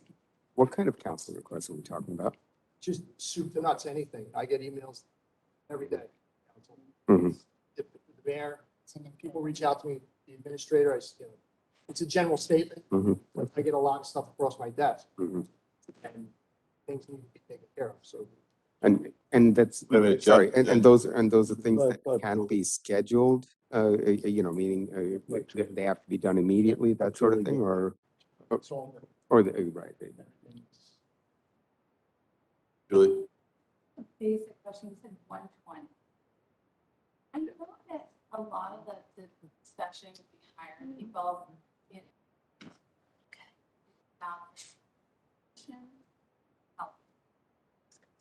Is it possible, would this ever be a billable position? If it was ever, can we maybe do it with no health benefits? Like I'm thinking of like a person who might get it through their wife or a person who would be retired or something. You can't ask that of a potential employee. The government, No, it has to be posted as 120 with pension. and yes, as a government employee. Full-time employees get pensions and benefits, right? Yes. The pension and benefit, responsibility burdens about 22 to 25% of whatever the base salary is. Yeah, exactly. Then it goes, so parts of that will go up. I guess what I'm really asking is, when you think of 120, is it posted as 120? No, it's posted, if the salary is 120, it's posted as 120. Pension and benefits are another 22 to 25% on top of that. That's what we knew. Right, so I guess, okay, maybe you know where I'm going, but like I was wondering if perhaps this position, for argument's sake, we're like talking it through, and I heard Councilman Lennon talk about, good positions are high. Possible to get this position filled. Go out there and work. Is it possible to get that position filled at least 100,000 with benefits, which would be the real one? The benefits can't be considered as part of the base salary because then you're offering the job for less than the foreman to make. Yeah, you can't. The foreman Doesn't- make one. So an assistant supervisor, well, why not? Why, is that something? That's the records. But you can have a range. That's the recommendation he's making, and how would you, for practical purposes, hire a supervisor above the foreman making less than the foreman? Why would he take the job? Well, we said all the time in schools when we actually have like years than teachers, and some of the teachers make more than the foreman from working for a very long time. If the idea behind this is to lighten, lighten the load, I'm not saying that's bad, but to allow you to run this more efficiently. I guess what I'm saying is for the purpose of doing that, can it be filled with $120,000, if your job versus also $20,000? Is that fillable? I don't think so. In-house. Qualified in-house. Those guys, this number is based closely on what they're making now, plus their longevity. You see, but by doing it that way, Mike, then you are locking it into, it's got, like, yes, you're right, you're saying it has to be. It's a highly qualified position. It's not just, somebody that's gonna come on the street and say, yeah, I think I can. Want somebody in the. Yeah, but why would, okay, so they're working for another, I'm likening this to what I do, teacher. And you go, you're working for DPW for many years, different town. I guess I'm just confused as to why that person, yeah, of course, a person is within this town is not gonna take a pay cut to get a supervisor. Somebody else maybe they're making 75,000 and working there, and they fly too. Somebody may, and there's any, I believe, just like the mayor said, you can't ask somebody to come in and beat people or pay them less money, it doesn't work. I don't, yeah, I don't see how that, you can have a salary range, but for practical purposes, I couldn't see that happening. The type of person who would want this role is either a foreman in Tenafly or a foreman in another town. And frankly, and Mike, correct me if I'm wrong, we probably wouldn't even consider someone with less than a foreman's experience for a role like this. Because why would we? He asked, you can see when we drill down into what the role does, I'm not sure that it's, that we're talking about apples and oranges per Okay, se. so this, He needs it to streamline the department, to manage oversight, incoming fire that he gets, and he certainly does. And I guess I'm not so convinced that you have to have been a foreman. so the way Mike, and Mike, correct me if I'm wrong, but the way Mike is describing it is this is the kind of the operational manager effectively in the field, all the foremen. He's got to be able to tell the tree guy how to use his chainsaw properly. So what does he do? Does he have to understand what a sewer pumping station is? Okay, We have this narrative. If there's a narrative, we should add it. It's hard for us to do this on the fly. Say. go ahead, Jeff. All right. Look, I've been very, very supportive of DPW over the years, and I want to go back in time for a minute. One of the reasons we did the one-arm trucks, as you know, was to try and free up workers. And then we had discussion that this came out to freeing up enough workers that we basically had 3 FTEs extra. And therefore, when our thinking was in not filling those 2 was that eventually out of the 3 FTEs, that's 2 of them.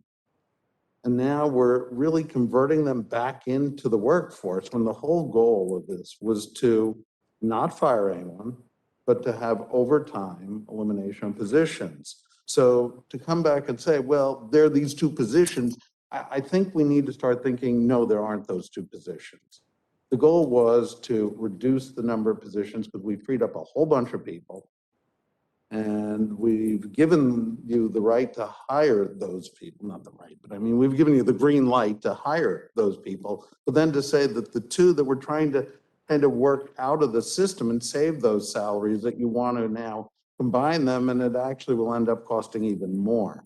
So I need to really wrap my head around that to justify that, because otherwise we've eliminated absolutely nothing by freeing up all these guys from not having to sit there on trucks and jump off and on recycling trucks and kill their backs and knees.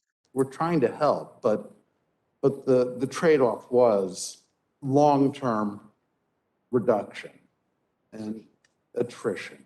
Exactly. And I don't see how we're going in that direction this way. And I get that you need the help. I understand that, but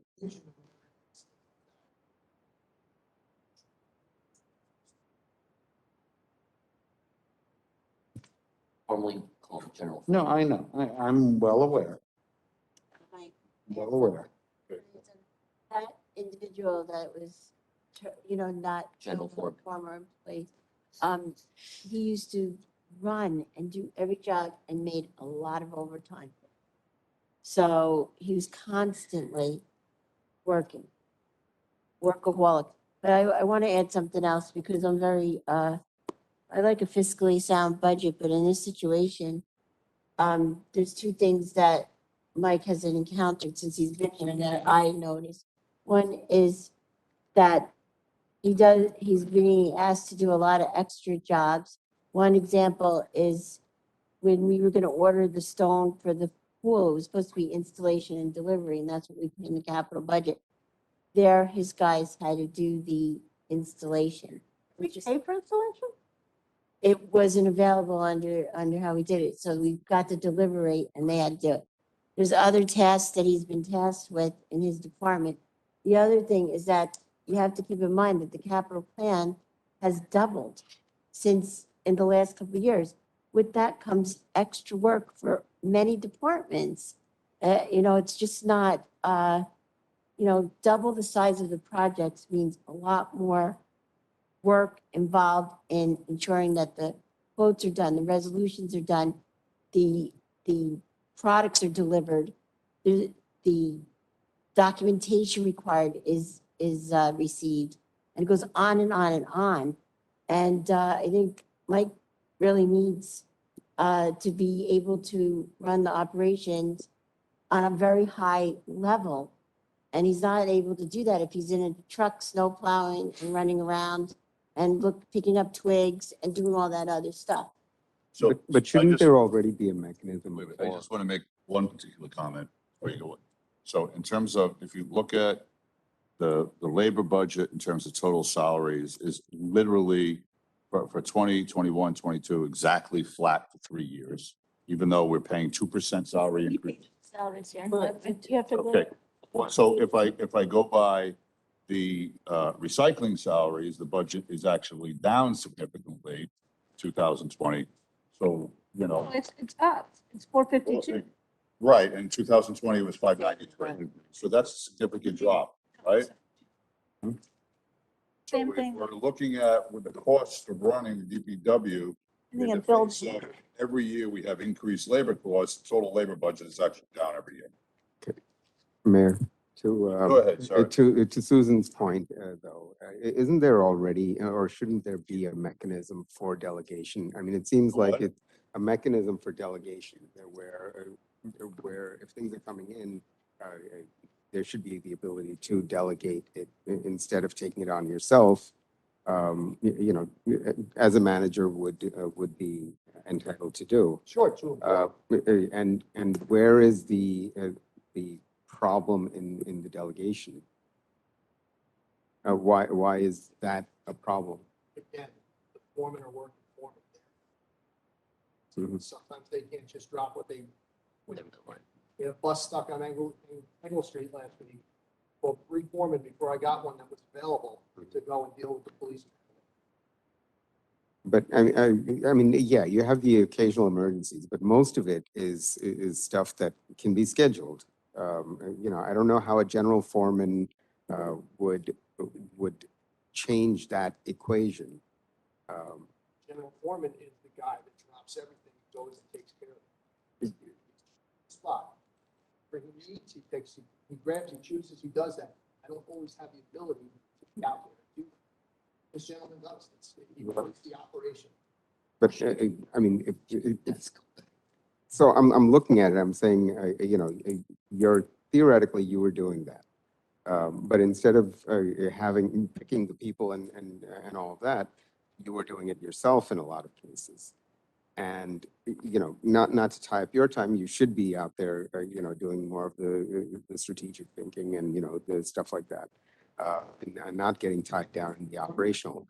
But it seems like, to some extent, you're looking for kind of a scheduler, to some extent, somebody who will project manage the department, and not necessarily even be the operations person, but somebody who, because you have the resources, you have the resources out there.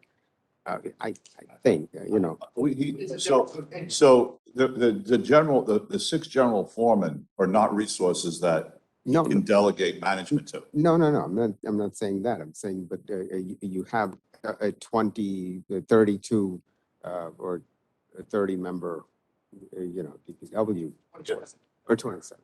Well, yeah, 27, right. So you've got 27 people theoretically that you could delegate to. But most of it is not an emergency. That's what I'm saying. Most of it is stuff that needs to be done, but it doesn't need to be done immediately. The occasional thing where there's an emergency of, so-and-so accident happened, clear something. I can't pinpoint, I don't want to. Pigeonhole. Like that. Mhm. It's a general. I do not have the time to do this. I don't say you, But here thinks that my job is good enough, that I'm doing, I could do much better you're, if I had some more time. yes, and I agree with you. What I'm saying is, you know, some of it is, In order to Not- run the operation and to get my administrative work done, I'm averaging 55, 60 hours a week. It's not tenable. It's not something No, that, I wouldn't want you to be doing that, no. so to really kind of see the breakage, Lauren, go around and around. Lauren, As someone who absolutely thinks DPW is beyond vital for our residents, beyond. The absolute, talk about customer facing, if Adam was here, would say this is the number one customer facing, roads, parks, playgrounds, maintenance of buildings, cleanliness of our town. This is beyond a necessary department. If you are telling us you need help, I am hearing you. Part of the reason why you became director, just to give you a little bit of background, is because there was not a good cohesive relationship back in the day, and a lot of litigation ensued and a lot of employee morale issues ensued because there was discrepancies in leadership and there was differences. And so I want to make sure that if we approach the assistant director position, it's done with not only an eye internally to employees, but possibly consider outside. Because again, when you know, we want to keep employee morale, we want to keep the standards that we have. I'm just not looking to make more issues. I will say that loud and clear. One of the reasons why we are reducing staffing over at the DPW, why the recycling program was reducing staffing, was because the purchase of so many so many DPW capital items was so expensive. Like I said, you are the biggest part of the budget. When I say you, I mean your department. The purchases that you're asking come with a lot of zeros. I need your help to offset the cost of this position. Those two salaries that you've offered is a start, but it's not there. And so I want to give you this help very much so. I know your long list, and when you and I talk, you know, you got a lot of priorities, and I want you to be able to manage them and manage them well. I think you're doing an outstanding job. And if you tell me you're working 60 hours a week, I need to give you relief, or this board needs to give you relief. But again, I gotta understand that that salary that you're asking for is very high in terms of, you know, what we are considering for a new position. I'd like you to consider something lower. I will throw that out there. And I would like a real solid discussion when we get to capital about taking one or two things out or deferring things to offset the budget this year. And again, this is now, if we create this position, it's now in the salary, it's in the budget, and you need to understand going forward, you have to offset it. Like Jeff said, we have been trying to reduce the impact of the DPW budget in our overall budget. It's phenomenally large on our taxpayers. And again, it's for the taxpayers, but there has to be some sort of understanding that we're not going to give you every truck and top loader and all that stuff every year, because we now have to take in over 100K salary of an employee. So as long as you understand that, I'm a yes to give you this position, and I hear you. I want to give you as much help and resources as I can. And employee manpower, I think, for management is vital. You know, you could have 100 trucks, but if you have no one to tell somebody when and where and how, you know, they're just sitting there. So I hear you loud and clear. I want to support you. Like I said, you've come on strong. You've had 2 very hard years with COVID pandemic, and then obviously Ida, you know, extreme conditions here. You've handled them incredibly well, and I thank you for that. So when we get to capital, please keep that in mind. That's my request. so just a clarification is you can't Offset operating, offset operating expenses. total budget. Total budget, I understand, but I'm thinking total budget. operating budget. There's not $100,000 we can take out of an operating budget If here. you want to offset $100,000 off the capital budget, you need to take 2 million out of the capital budget. Right. Which represents, so it's not, that can't be the decision-making process, I right? mean, we have $1 million in trucks probably here. Go ahead, Jeff. All right. When I was originally going to make the point, I was going to say we have 30 minutes left. We now are down to 26 minutes. And 6 minutes. Here's my suggestion. I saw that there's some sort of a written description of this position. There really should be an organization chart so we can see. I suggest at this moment, we move on, get to what we can, and if need be, we then visit with more information. Because if you have a written description of it, I can't sit here at, 8:30 at night in the middle of your budget hearing and say, oh, let me read that and analyze it. So I would say we move past it. We table this part of the discussion. We have a lot more in the budget I'm sure people want to look at. And it's not going to just be a quick pro quo. Everything should be on its merits. Otherwise, we're going to sit here for 25 minutes and discuss. So let's move on. Follow up on Jeff's comment, when Michael distributes the narrative, Susan, is this budget, this payroll budget should be updated to reflect his request. What the council decides to do is separate, but this budget should reflect his request. Okay, so what number you want? You guys have to work it out. Okay. Come back. You work it out. I'll update it. I'll update it. I'll update the salary range. We I'm do just the gonna county put is it there. 7% of the top stuff. I didn't hear you. Okay, let's have this salary they have to have that conversation separately and come back to But it. I have to say, I'll tell you, this is such a big thing. I don't know if we can get it done in a half hour. So I want to start going through page, like go through. Okay, so you have a question, go ahead and ask. Yeah, and other than Mike, the assistant director position, what about other employees and salaries are you looking for here? Those are contractual. These are steps. But there's vacancies. Are we looking to Those are fill the anything five else? that we just spoke And about. that's it. I'm saying that's it. Those are just driver laborers. I was making sure there's nothing else. Yes. You're gonna revisit this, Um, correct? Come back with an Um, updated, So you want to talk about overtime? I'd like to, page 7. Unless someone has something before that in 5 and 6. Anybody?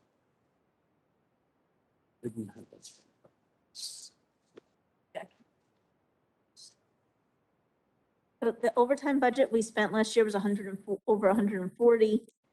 Susan's recommending 90. Mike, are you comfortable going back down to the 90? 'Cause truthfully, we haven't spent 90 in years. yeah, we've spent far more than 90. Right. except that- That's Right. one thing we haven't So spent. if 90 transfers in, if, that's up to the council. You're just moving money from column A to B, because she makes out, right? Correct me, Rose. I can transfer and Transfer money in. but we had some Right. very hard years. Now, what I could say, this is the only reason why I did this is because I was hopeful that the governing body would some help these positions. And that's the only reason why I did it. I'm not saying that this is sufficient or not. It Again- depends on what goes on during the year, but if I truly believe Mike doesn't get the help he needs, his overtime is gonna be much higher. And again, right above it, we have temp and seasonal workers at 35. So Mike, are you comfortable with the 35 at temp and seasonal and the 90 in overtime? You could Or put do you think that- 10,000. I originally had put in for $40,000 in overtime. 50, Mike. Mhm. 140 to 90, yeah. I have 40 on my page, but, Page 7. but, and as far as the temps go, they're very, very hard to find. Yeah. And pay them $12 an hour to start. You're not getting anybody for $12 an hour. That's the going trend, yes. Even at the county. Neighboring municipality pays them $20 an hour. So then I might recommend to take 10,000 out of temp and seasonal and put it into overtime to make 100. Just, and then if we need either, we can transfer, right? What does anyone think about That's that? fine. Say it again. So take, I don't know, I mean, it's, but if they're talking about the money in seasonal, do you want the money in overtime or seasonal? It doesn't Well, matter to us. Well, Doesn't matter to me because at the end of the year, if I run out of overtime, we're gonna They take. transfer. No, it doesn't matter. Transfer Whatever it anyway. is, then you can do it. and this should, I understand. this should also It's the be guy. part, this should also be part of the discussion, when we come back on we shouldn't worry about any of the salary overtime, any of that stuff. okay, then I'm gonna move past Full this. discussion.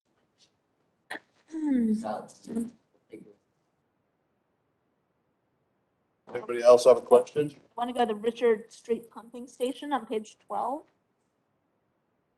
Jimmy and Mike, how are we doing on that? Is this going to be finished after this year? Was out for bid, I believe. Spoken.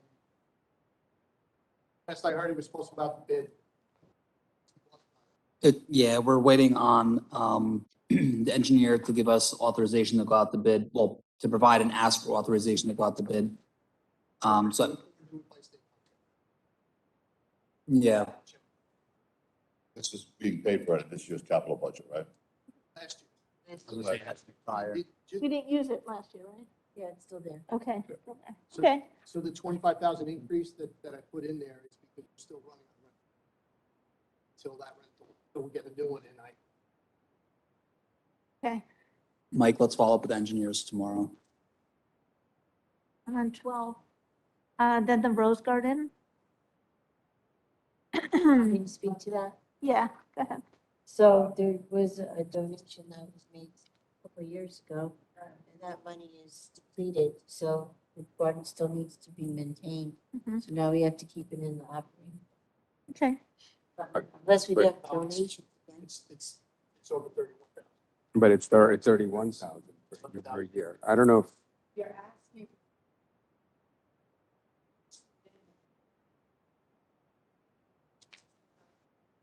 This increase in 11,000. right, Susan, Yes. Because we probably offset it with some donation money last The year. trust. Yeah, I think we did 20 last year, right? Because I still had donation money left. and there's nobody else that would like to donate. A couple like small donations, but nothing. This was a significant donation that. We're working on the, Yeah. we're updating the ordinance for the TJ garden room rental to include a portion to go to the trust. Right. So if you The rent out the room. admin fee. Oh, yeah, if you Yeah. rent it out, we can. The admin fee goes straight to the trust. Right. Because of COVID. So- Which was regarding, people can don't. They're working on that too. So then if we're doing all of that and we're passing that ordinance, maybe we don't need to increase it by the 11,000. Well, you don't know what it, Yeah, but you You don't, don't know when you're going to get the money. we don't know Can't when the money, allocate and I think We it's could like, always not use what is it. it, like 2,900? Or not use it. How much does he charge? 2,900? You just raised it, actually, it's gonna be higher. Is there anybody else we could Can I go to could page find? 19, custodial staff? Is there somebody else we could find? Good discussion. Oh. Revenue, Is there anybody else we could find to do it? And need to make a donation? no, He's no, the to do roads the guy. work. We have an He's the dog expert. roads We, guy. we found an expert. after all That's a, this. what Yeah. is that? The It's him. garden? Okay, what's the next question? I want to talk about the maintenance and custodial staff on page What 19. page? Page 19. 19. Are you feeling, Mike, that this is covered sufficiently, given COVID and all the additional cleaning that we've had in our buildings? Hoping that, COVID situation is gonna wane a little bit. That'll lighten some of that. The guys are holding their own right now. I did not anticipate any changes this year. See how things go. I wasn't gonna increase my budget. And you'll let us know if, staffing there an issue. Honestly, I didn't have that many Other specific questions? things. Yeah, I have to find them. I have. In terms of hiring, diversity, has there been any, in terms of hiring, moving towards a greater diversity? Have you been able to do anything to get more diversity? She's working on it. We've had all kinds of problems. Right, we're struggling to fill the three. To get any candidates? to- Not sure. Right. Right. Because our salary is too low, because our job's too hard. It's the salary. starting salary. Right, you can bring them in up to step three. superintendent. They broke the contract open in the middle of it. Raised the starting salary 5,000, raised their top number 20,000. What town was? There's, again, for Greenfield, they paid $20 an hour. Yeah, You know, Yeah. Dan, so in Tenafly High School juniors and seniors who are working part-time jobs, at some of the I restaurants, know, they're making 20 to 25 I bucks know, an hour. I know. They answer the phone to take orders, I know. which is more money, right? So that makes more money than I what? try to, I try to That's what I teach you should an do. English guy. Yeah. Same thing. But I'm just saying that's what's going on out there. Can I move us to capital? Just a move. Okay, well, everybody, let's get focused. Who's got another question about the operating budget here? No more questions about the operating budget? Okay, go ahead, Lauren. So capital expenditures, so can we just go through the capital list, if there's a significant amount of them? I just- Sorry, before. No, before, if you have No, before operating, capital. Operating. operating bill.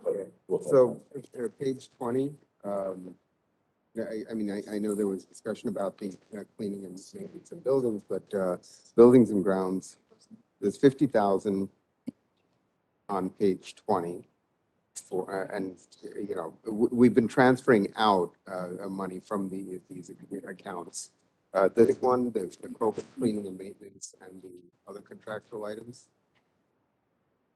are those still what we require? I mean, that may just be housekeeping, Mhm. for lack of a better term, sorry. right? There was cleaning maintenance of buildings. I think the money was originally put in other contractual, so we were drawing from Mhm. the wrong line item. I'm just saying that, you know, we have the 50,000 there, the 32,000 for COVID cleaning, which may or may not be reduced significantly. Is there I mean, can we reduce those is my point. You know, you're talking about 50, 32, and 60. And overall, the three are significant lower in terms of actual use. All depends on if we have further outbreaks.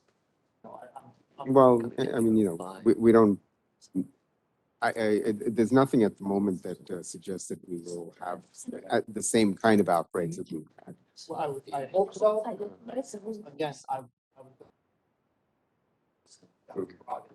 I would. Is anybody else? So what line item, guys, everybody's got to pay attention. What line item we talking So I'm about? talking about page 20, Right. the cleaning and maintenance of buildings, 50,000. I still think we need a lot of it, though. The COVID, on the next page, 21, COVID cleaning, maintenance and supplies, 32,000. And other contractual items, 60,000.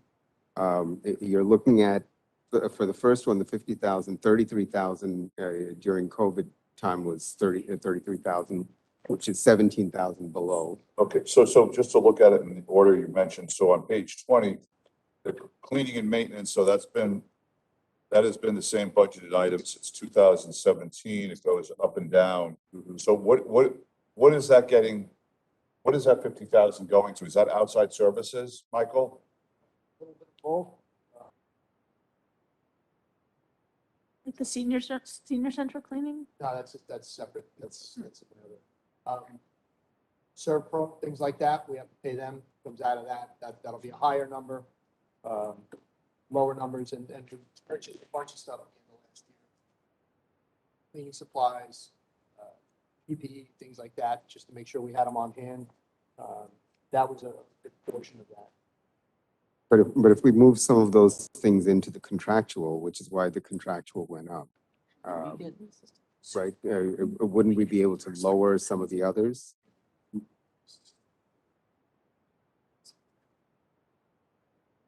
I would say, again, that's a prerogative. I think as it was, see how it goes this year. Think any mistake by any stretch.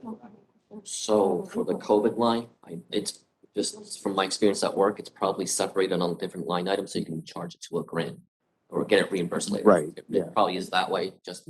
But I'm to just keep it saying, Separate. but We do it at work all the the time. 32 is still kind of high for, The recommended is 16.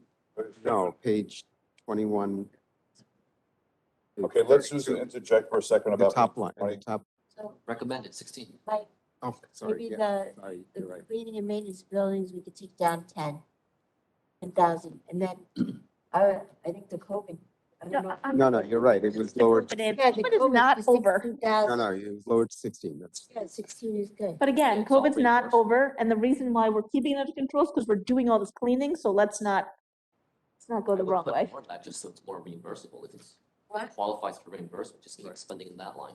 Yeah, Dan wants to keep it. But you don't know when you're gonna get the reimbursement back. So have to appropriate and spend the money then. I mean, the Yeah, 16 So is what fine. happens to the COVID budget money if we don't use it for COVID? Well, this money. The COVID money, if we don't use it for the COVID, COVID money- the 16,000, what happens That's to it? reimbursed. Oh. We spend it first. Okay.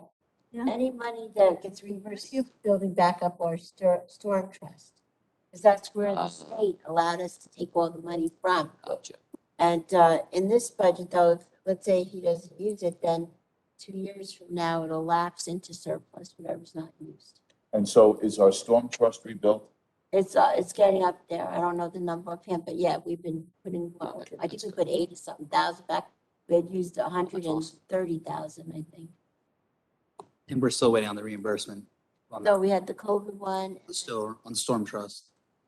I think we did get like 80-something thousand back. I don't know which storm exactly though. Did it go into the storm trust? Yes, we put money in the storm trust. Okay. Jeff is a Okay, visitor. what was the next issue? Capital. So Mike, there's a lot of asks. Actually, I even have, I know, but I want to know what's in, what's out. Can we just, Okay, here I I'm am. sorry, can we? You don't have the updated sheet. I know. I do. It's in here. It's in this Oh. file. Here, take it. March. Oh, good. It's right here. Okay. that's what I was thinking. Okay, what's in, what's out, and then I want to talk about it if you don't mind.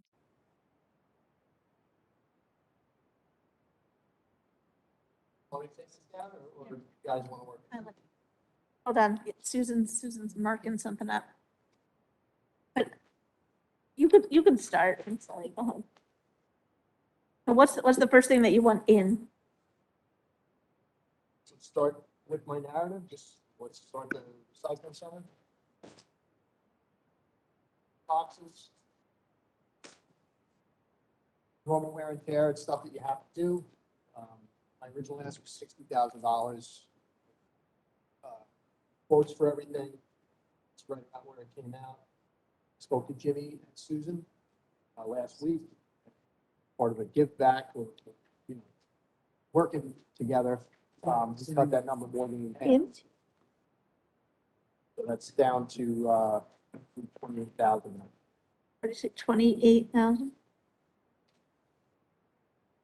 We're talking about road. Yellows and red. I'm sorry. Okay, I know. The compactor additional costs, that the ask was $30,000. That's a rough estimate, but there's money from 2015 15. for the compactor be replaced. Never done. So I could add to that. So we're not gonna put in this capital budget because when the time comes that you buy the compactor, we'll either reappropriate for someone else. I already took the bond council. We'd have to do a supplemental bond ordinance to supplement that. Because it's a piece of a previous ordinance. But the 30,000, we could either, we reappropriate the 100, I think we have 100 and some thousand, like around 30 something. Yeah, 139. And then we would look to other ordinances to maybe reappropriate, and that's how we would get the supplemental amount. That's how we're gonna take it out. So that came off already. Thank you, sir. You're welcome. EPW. DPW, did the same conversation. For that 450 Mason dump. Or more I left in there. That additional.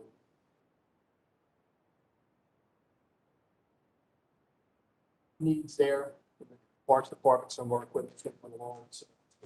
Multi-use equipment, which is kind of a huge cost, fortunately, so we left that in. Stump grinders in? Stump grinder is in, the current stump grinder we have is 29 years. It's it's past its, I mean, it still works, but, you know, it's just a matter of time before something major snaps on it, and that's a hazard. So I would like that to stay in. We got that.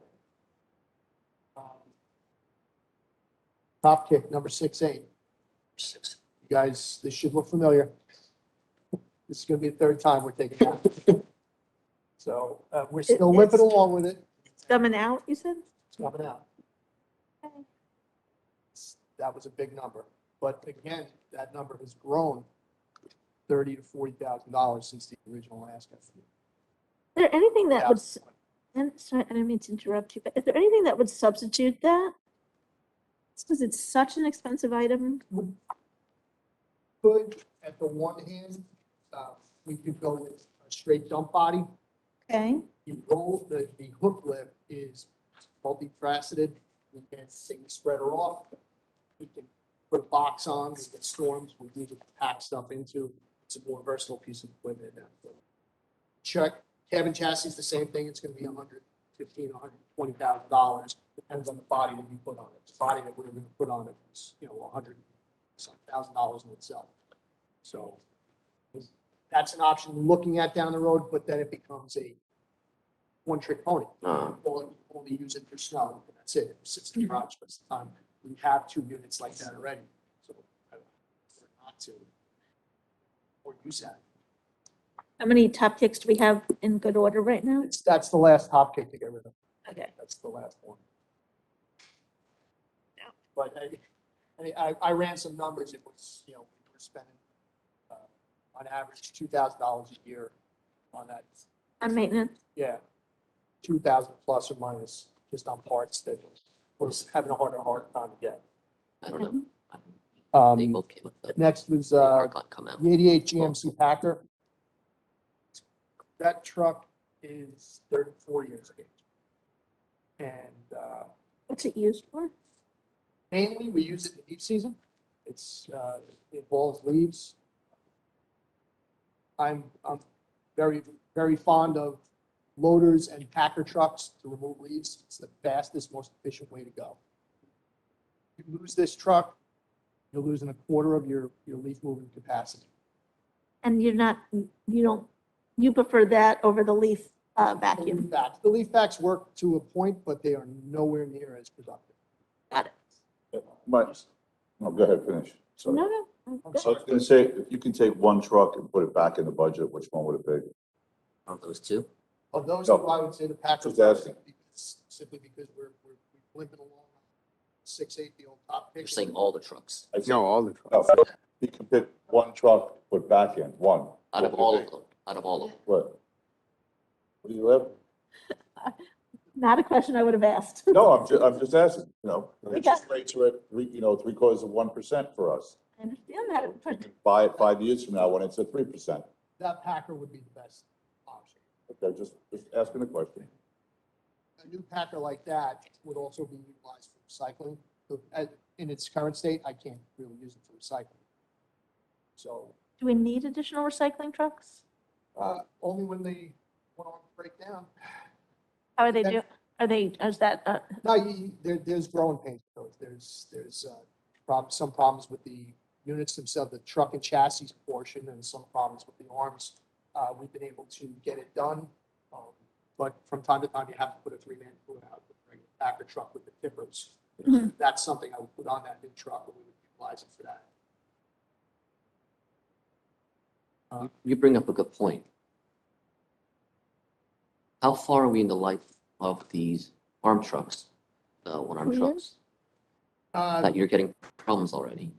Well, problems are the growing pains. That was, I'm sure the caveats that council received for my time here, was, you know, they're broken down. They spend time in the shop. When you purchase them from sanitation equipment, they give you a handshake agreement says, you have a problem, right to me, because I want to get it back on the road. We've been fortunate in that vein. We really haven't lost anything. Good recent time. You know, they've got plenty of life left on them. If we could get a recycling center more close by, that we put raw materials to. Stuff. It's air, it's closed. few. Can I ask for the DPW, we had deferred it last year, but the second hot box? Pothole filler? Right. It's- I don't know where the two hot box question came in. Well, one unit, one good unit, had it mounted on an old chassis that we had. Buy another one, but it's gonna sit. if I don't have people. Well, my question is, are you using the first one? Is there a need for a second one? And, manpower, obviously. Right, That's not if big. we have the manpower and it's moving to where we should go, then we can consider, we could revisit it, but it's not something I would. Okay. I just know it was deferred last year, so I had note to check this here. Well, I think Richard was put in prior to me, two hot box, but can't get two for the price that put in there. So I don't know where that. So it's 9 o'clock, guys, all right? I can, We'll have, I think what we're gonna do is carry you over, Sorry, I got. because I know that you want to do this on a second day. Well, we really need more information on the position anyway, so. Right. Yeah, we'll figure it out. Yeah. Okay. Can I get a motion, please? So moved. Second, all in favor? Aye. Race